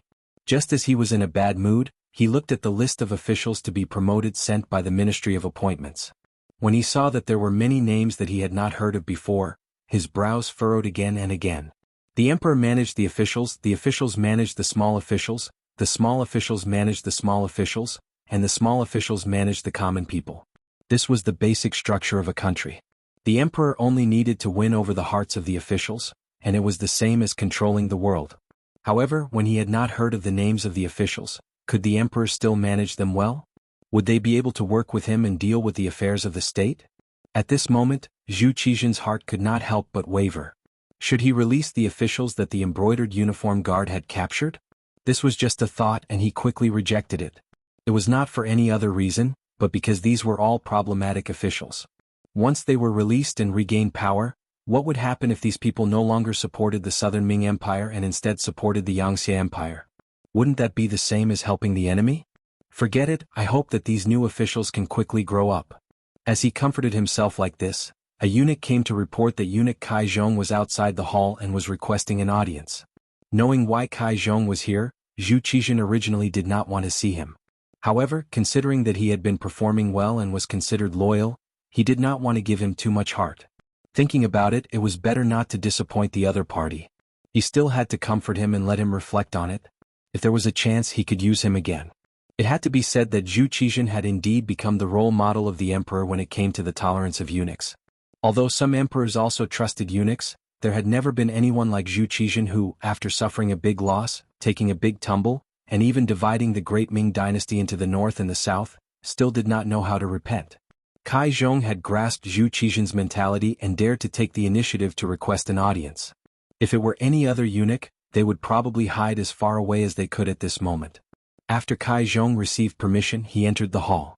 As soon as he entered the hall, he knelt on the ground with a plop. Following that, his face was covered in tears. First, he stated that after dividing the great Ming dynasty between the north and the south, he had traveled from the northern Ming dynasty to the southern Ming dynasty without hesitation. He had traveled thousands of miles just to seek refuge with the emperor. This was because he believed that the emperor was the sacred lord and definitely could not be compared to the despicable Zhu Qiyu. After coming to Yingtian Prefecture, he also worked conscientiously. When he saw the southern Ming Empire under Zhu Qizhen's rule, he was overjoyed and so on, and the southern Ming Empire's strength increased greatly. These were all to show off his achievements and flatter Zhu Qizhen in disguise. This was also a trick that Kai Zhong often used. This trick was indeed effective. Zhu Qizhen sat on the dragon throne with a satisfied expression on his face. This was a person who was conquered by his charisma. This was enough to prove that he was more suitable to be the emperor than Zhu Qiyu. Seeing that Zhu Qizhen's mood had improved, Kai Zhong began to complain tearfully. He said that Qian Xingbao and Mao Mu had joined forces to deal with him and that they could not bear to see others better than them.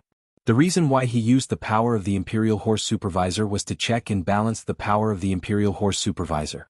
It was true that the Imperial Horse Guards had arrested too many officials recently, and many of them did not have any problems.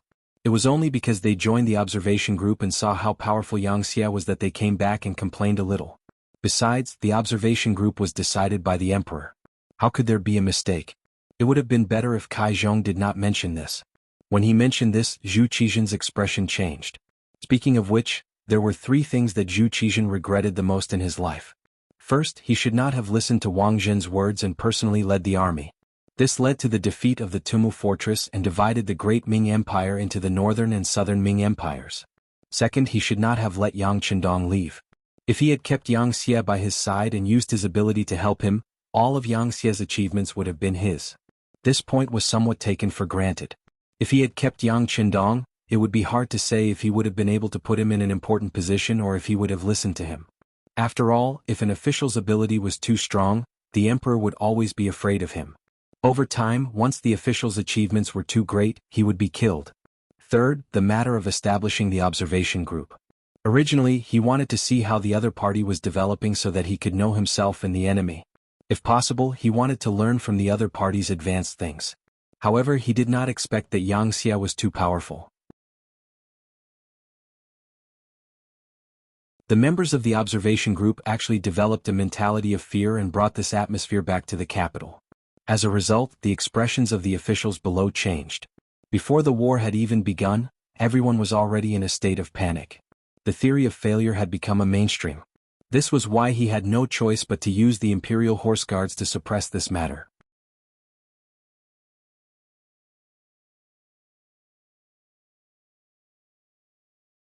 Chapter 1674. Zhu Qizhen wished that no one would mention such a regretful thing, but Kai Zhong took the initiative to mention it. Listening to him, he was the one who sent the observation group. Even if there was a problem, he should be responsible. This could be considered as provoking his anger. Without waiting for Kai Zhong to continue, Zhu Qizhen asked angrily, "What do you mean many officials have no problem? Do you mean they gave you money so there's no problem?" Kai Zhong, who was talking non-stop, was suddenly interrupted and then asked such a question. For a moment he was stunned and shocked. He didn't expect the emperor to know about this matter. More importantly, the emperor actually made this matter public. Normally, even if the emperor knew about some things, he would not say it publicly. He would only give a limited reminder. This was the scheming of an emperor. If he did not say anything clearly, he would let his subordinates think about it themselves. Often this would have a greater effect of intimidating people. For a long time Zhu Qizhen had done this. It indeed had a very good deterrent effect, so that the officials were a little afraid of the emperor. But what did it mean to say it publicly? Was he going to turn hostile? Perhaps it was because Kai Zhong had followed Zhu Qizhen for too long and had always received the emperor's favor that he had begun to forget his own identity.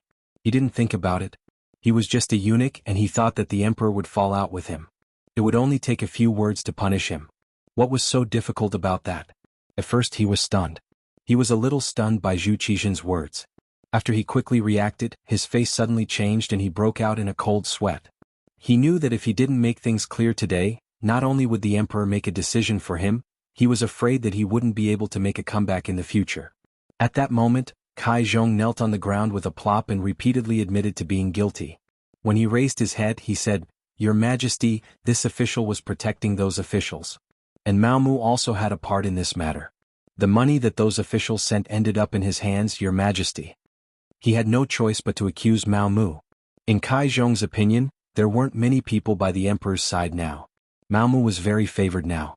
If he could pull this person in, presumably even if it was for Mao Mu's face, this matter would be reduced to a small matter. As long as he could get through this, he would keep a low profile for a while. When the time was right, he would rise again. He thought that he found a scapegoat and Zhu Qizhen would let him off. Eunuchs also had to do things. He couldn't arrest everyone. However, Kai Zhong didn't know that Mao Mu had already prepared for that. The money that Kai Zhong gave Mao Mu had already been sent to the emperor. To be honest, Mao Mu didn't lack money, or Yang Qindong didn't lack money at all. Not to mention the money that was given to Zhu Qizhen. Once the Southern Ming Empire became a part of the Yang faction, this money would eventually return to their pockets. When Kai Zhong was still thinking that Zhu Qizhen would let him go, a roar was heard. "You still have the nerve to talk about money? How much did you embezzle? Tell me." Zhu Qizhen was really angry. Kai Zhong first blindly mentioned the observation group and exposed his scar. Then he didn't repent and wanted to get Mao Mu off the horse. Did he really think that he had a good temper? Did he really think that he didn't dare to teach him a lesson? Yes, Zhu Qizhen liked Kai Zhong very much. Previously, this person was able to come to Yingtian Prefecture from Baiming, which also proved his loyalty to him. However, to become a suitable subject, loyalty wasn't enough. He also needed to be capable. Not only was he incapable, but he was also very greedy. When he encountered a problem, he didn't want to admit his mistakes. He even wanted to get others off the horse to achieve his goal of making him hesitate. Such a person couldn't be easily forgiven. Zhu Qizhen's reaction was completely out of Kai Zhong's expectations. He didn't expect that he would directly ask how much money he had received. Based on his experience of serving Zhu Qizhen all these years, since he asked this question he must have an answer. When he thought of the punishment of the great Ming dynasty for corrupt officials, Kai Zhong was afraid. He kowtowed to the ground and said, "Your Majesty, this subject is guilty, this subject is guilty." But Mao Mu really accepted this subject's money. At this time, Kai Zhong still wanted to get Mao Mu off the horse to share his mistake. If he really admitted his mistake, perhaps Zhu Qizhen would really spare him for the sake of his loyalty. At most, he wouldn't put him in an important position in the future. Speaking of which, Zhu Qizhen's use of eunuchs was definitely the highest in history. However, at this time, Kai Zhong still wanted to find a scapegoat. How was this admitting his mistake? It was clearly sophistry. Zhu Qizhen was completely disappointed now. He shook his head and his voice suddenly became much calmer. "Minister Mao Mu has already presented the money you gave him to me. You still dare to accuse a loyal subject. You really disappoint me." Ah! Kai Zhong once again let out a unique duck-like shriek. Then he fell to his knees on the ground as if there were no bones in his body to support him. He didn't expect Mao Mu to do this. Didn't that mean he had already sold him? He even used this as an excuse to escape punishment. He really didn't know how the word death was written. A eunuch was a eunuch.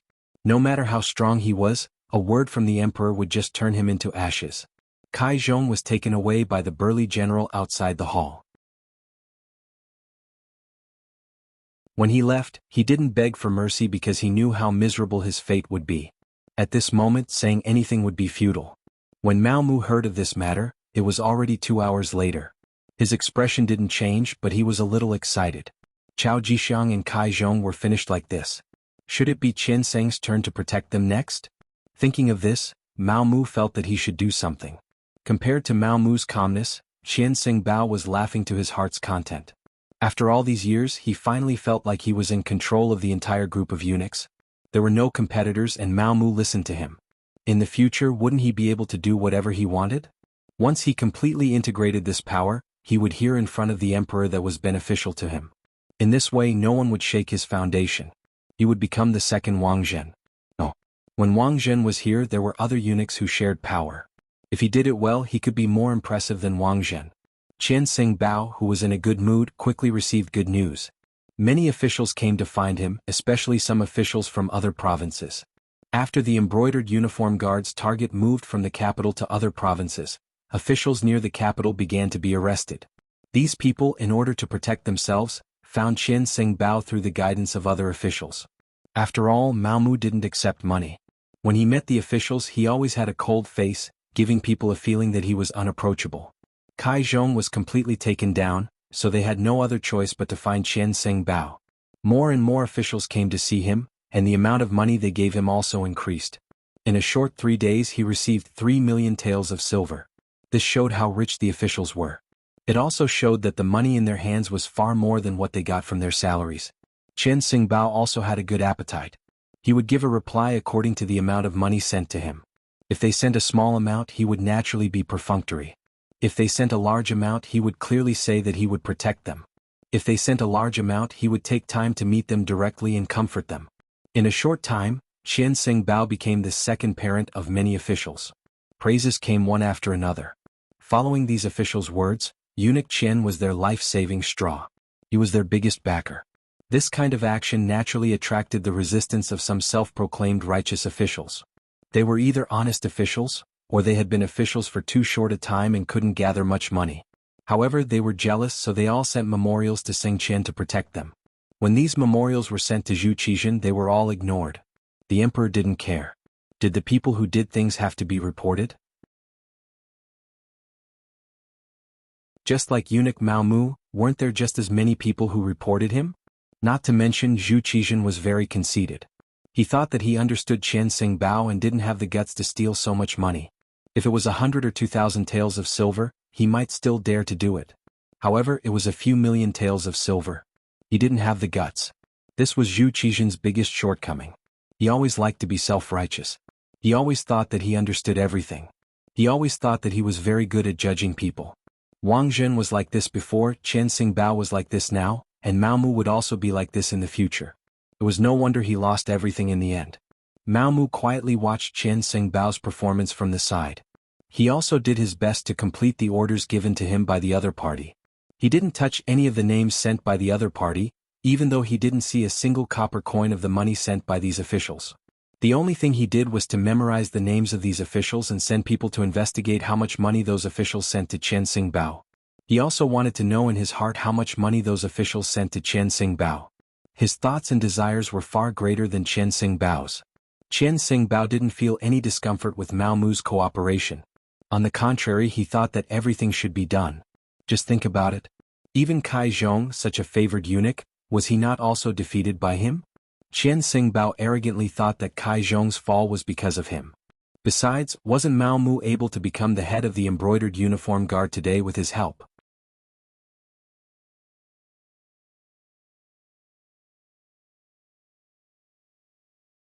Chapter 1675.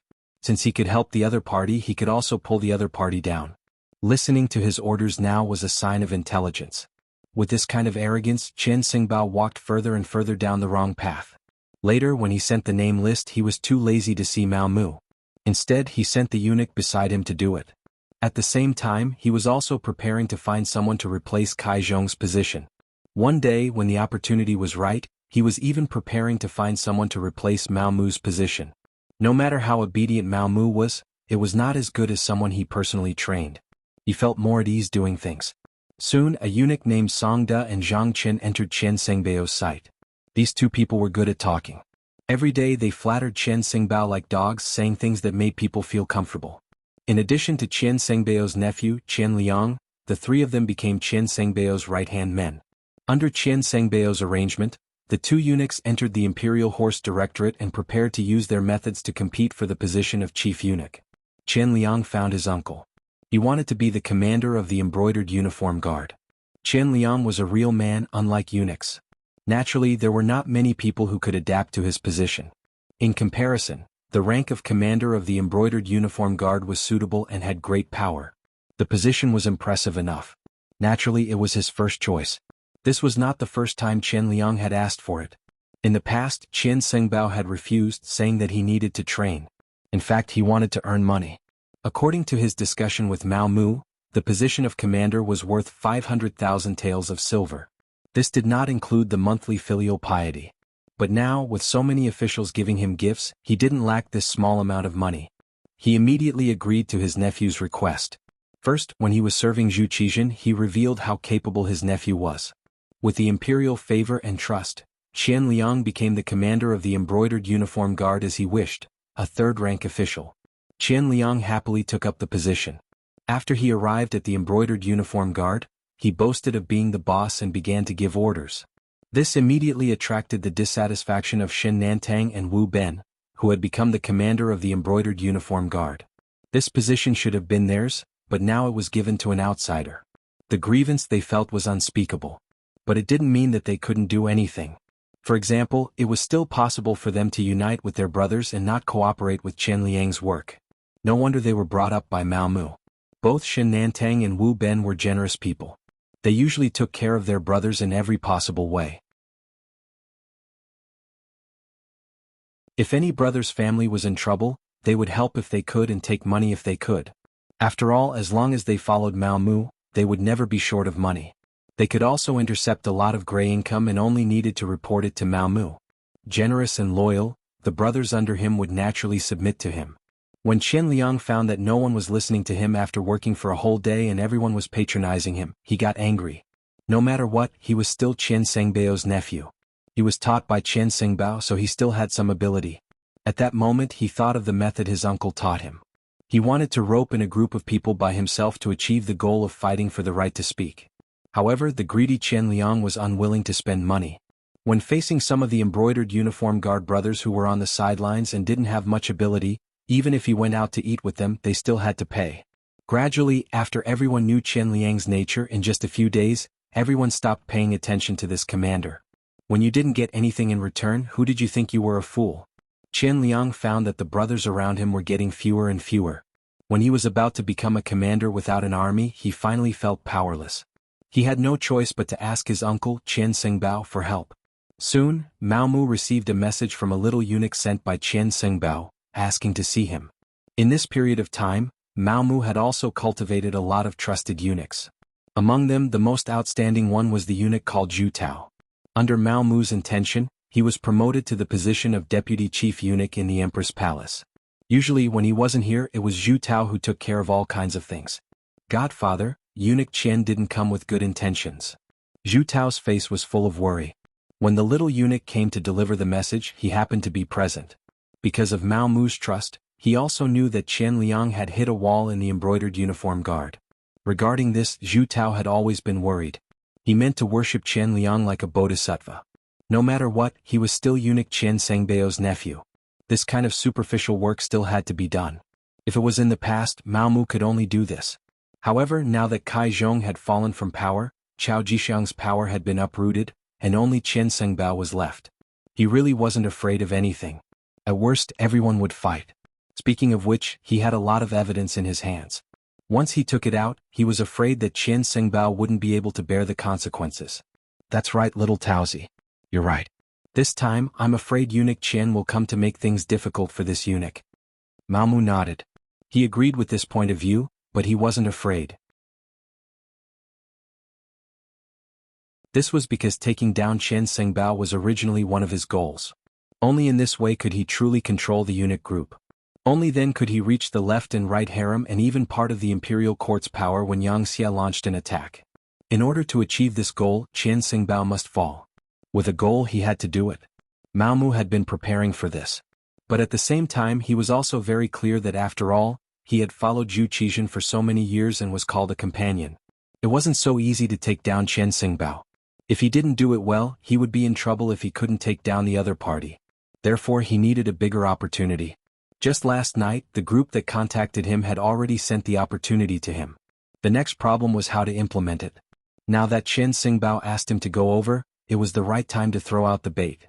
He got up and walked calmly in the direction of Qingjing Hall. Along the way, Mao Mu had already thought about how to face Qian Sengbao and how to answer when questioned. As expected, in the room where Qian Sengbao was resting, Qian Liang was standing beside him. When Mao Mu walked in, Qian Liang immediately had an arrogant look and didn't even look him in the eye. Mao Mu was like an old monk in meditation. He didn't have any reaction to all this. But when he came in front of Qian Sengbao, he bowed respectfully and looked like he was waiting for the emperor's orders. After all, Mao Mu was now the director of the genie guards and was an acquaintance of the emperor and empress. Qian Sengbao couldn't be too arrogant. So he first squeezed out a smile and then said with a smile, "Eunuch Mao, you're here. Have a seat." "I don't dare. In front of eunuch Qian, how can I have a place?" Mao Mu replied very low-key. Qian Sengbao was very impressed with Mao Mu's attitude. Mao Mu was the kind of person who was very obedient. Basically, he would do whatever Qian Sengbao asked him to do. Not only that, but he was also very respectful every time they met. If it wasn't for the matter of his nephew, Qian Liang, he wouldn't be able to find any fault with him. It was precisely because Mao Mu had always been too low-key that Qian Sengbao was very unhappy when a problem arose. In his opinion, Mao Mu was clearly looking down on Qian Liang. That was equivalent to looking down on him. He really needed to give Mao Mu a beating. In Qian Sengbao's eyes, Mao Mu could be where he was today because of his recommendation. Otherwise, Mao Mu would only be a chief eunuch in the empress palace who didn't have much power. He was used to being complimented and couldn't stand the slightest bit of grievance. Qian Sengbao was such a person. So when Mao Mu stood firm, he expressed his displeasure. "Eunuch Mao, this duke wants to ask, who exactly does the embroidered uniform guard listen to now? Is it still the embroidered uniform guard under the emperor's command?" Why is it that the embroidered uniform guard doesn't listen to the words of the emperor's personal commander? As the director of their factory, shouldn't you say something? He was denouncing Mao Mu. Although he had already expected all of this, Mao Mu still pretended to be in fear and trepidation. His face was full of shock. How is this possible? Such a thing can't happen, right? It won't. Qian Liang, come and talk to eunuch Mao. Qian Sengbao looked like he didn't want to argue with Mao Mu. At this time, he had already begun to consider whether he should arrange for someone else to manage the genie guards and remove Mao Mu. When it was Qian Liang's turn to speak, he talked endlessly about what happened after he went to the genie guards. He added oil and vinegar. Qian Liang didn't have any other skills, but his eloquence was quite good. After he said this, it really seemed like he had suffered a great grievance. Qian Sengbao, who was listening at the side, was very angry. Even Mao Mu had an indignant look on his face as he roared, These people are too outrageous. They should all be captured and killed.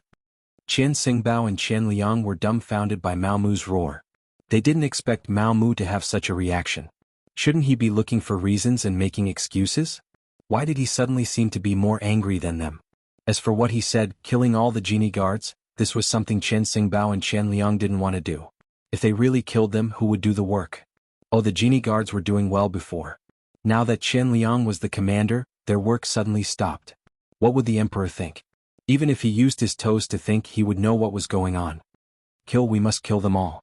Since they don't respect the commander like this, killing them is not wrong. Eunuch Qian, I ask for an imperial edict to punish all the current genie guards. If it doesn't work, we'll kill more than half of them. This way we'll see who dares to not listen to the commander's orders. Mao Mu didn't seem to be joking. Since he was going to ask for an imperial edict, he was serious. You're tuning in to the Han Li's Wuxia Chronicles YouTube channel. We're so grateful for your support, and don't forget to subscribe to join us on this incredible journey through captivating stories.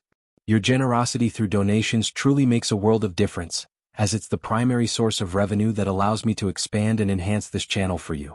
Thank you from the bottom of my heart for being a part of this adventure.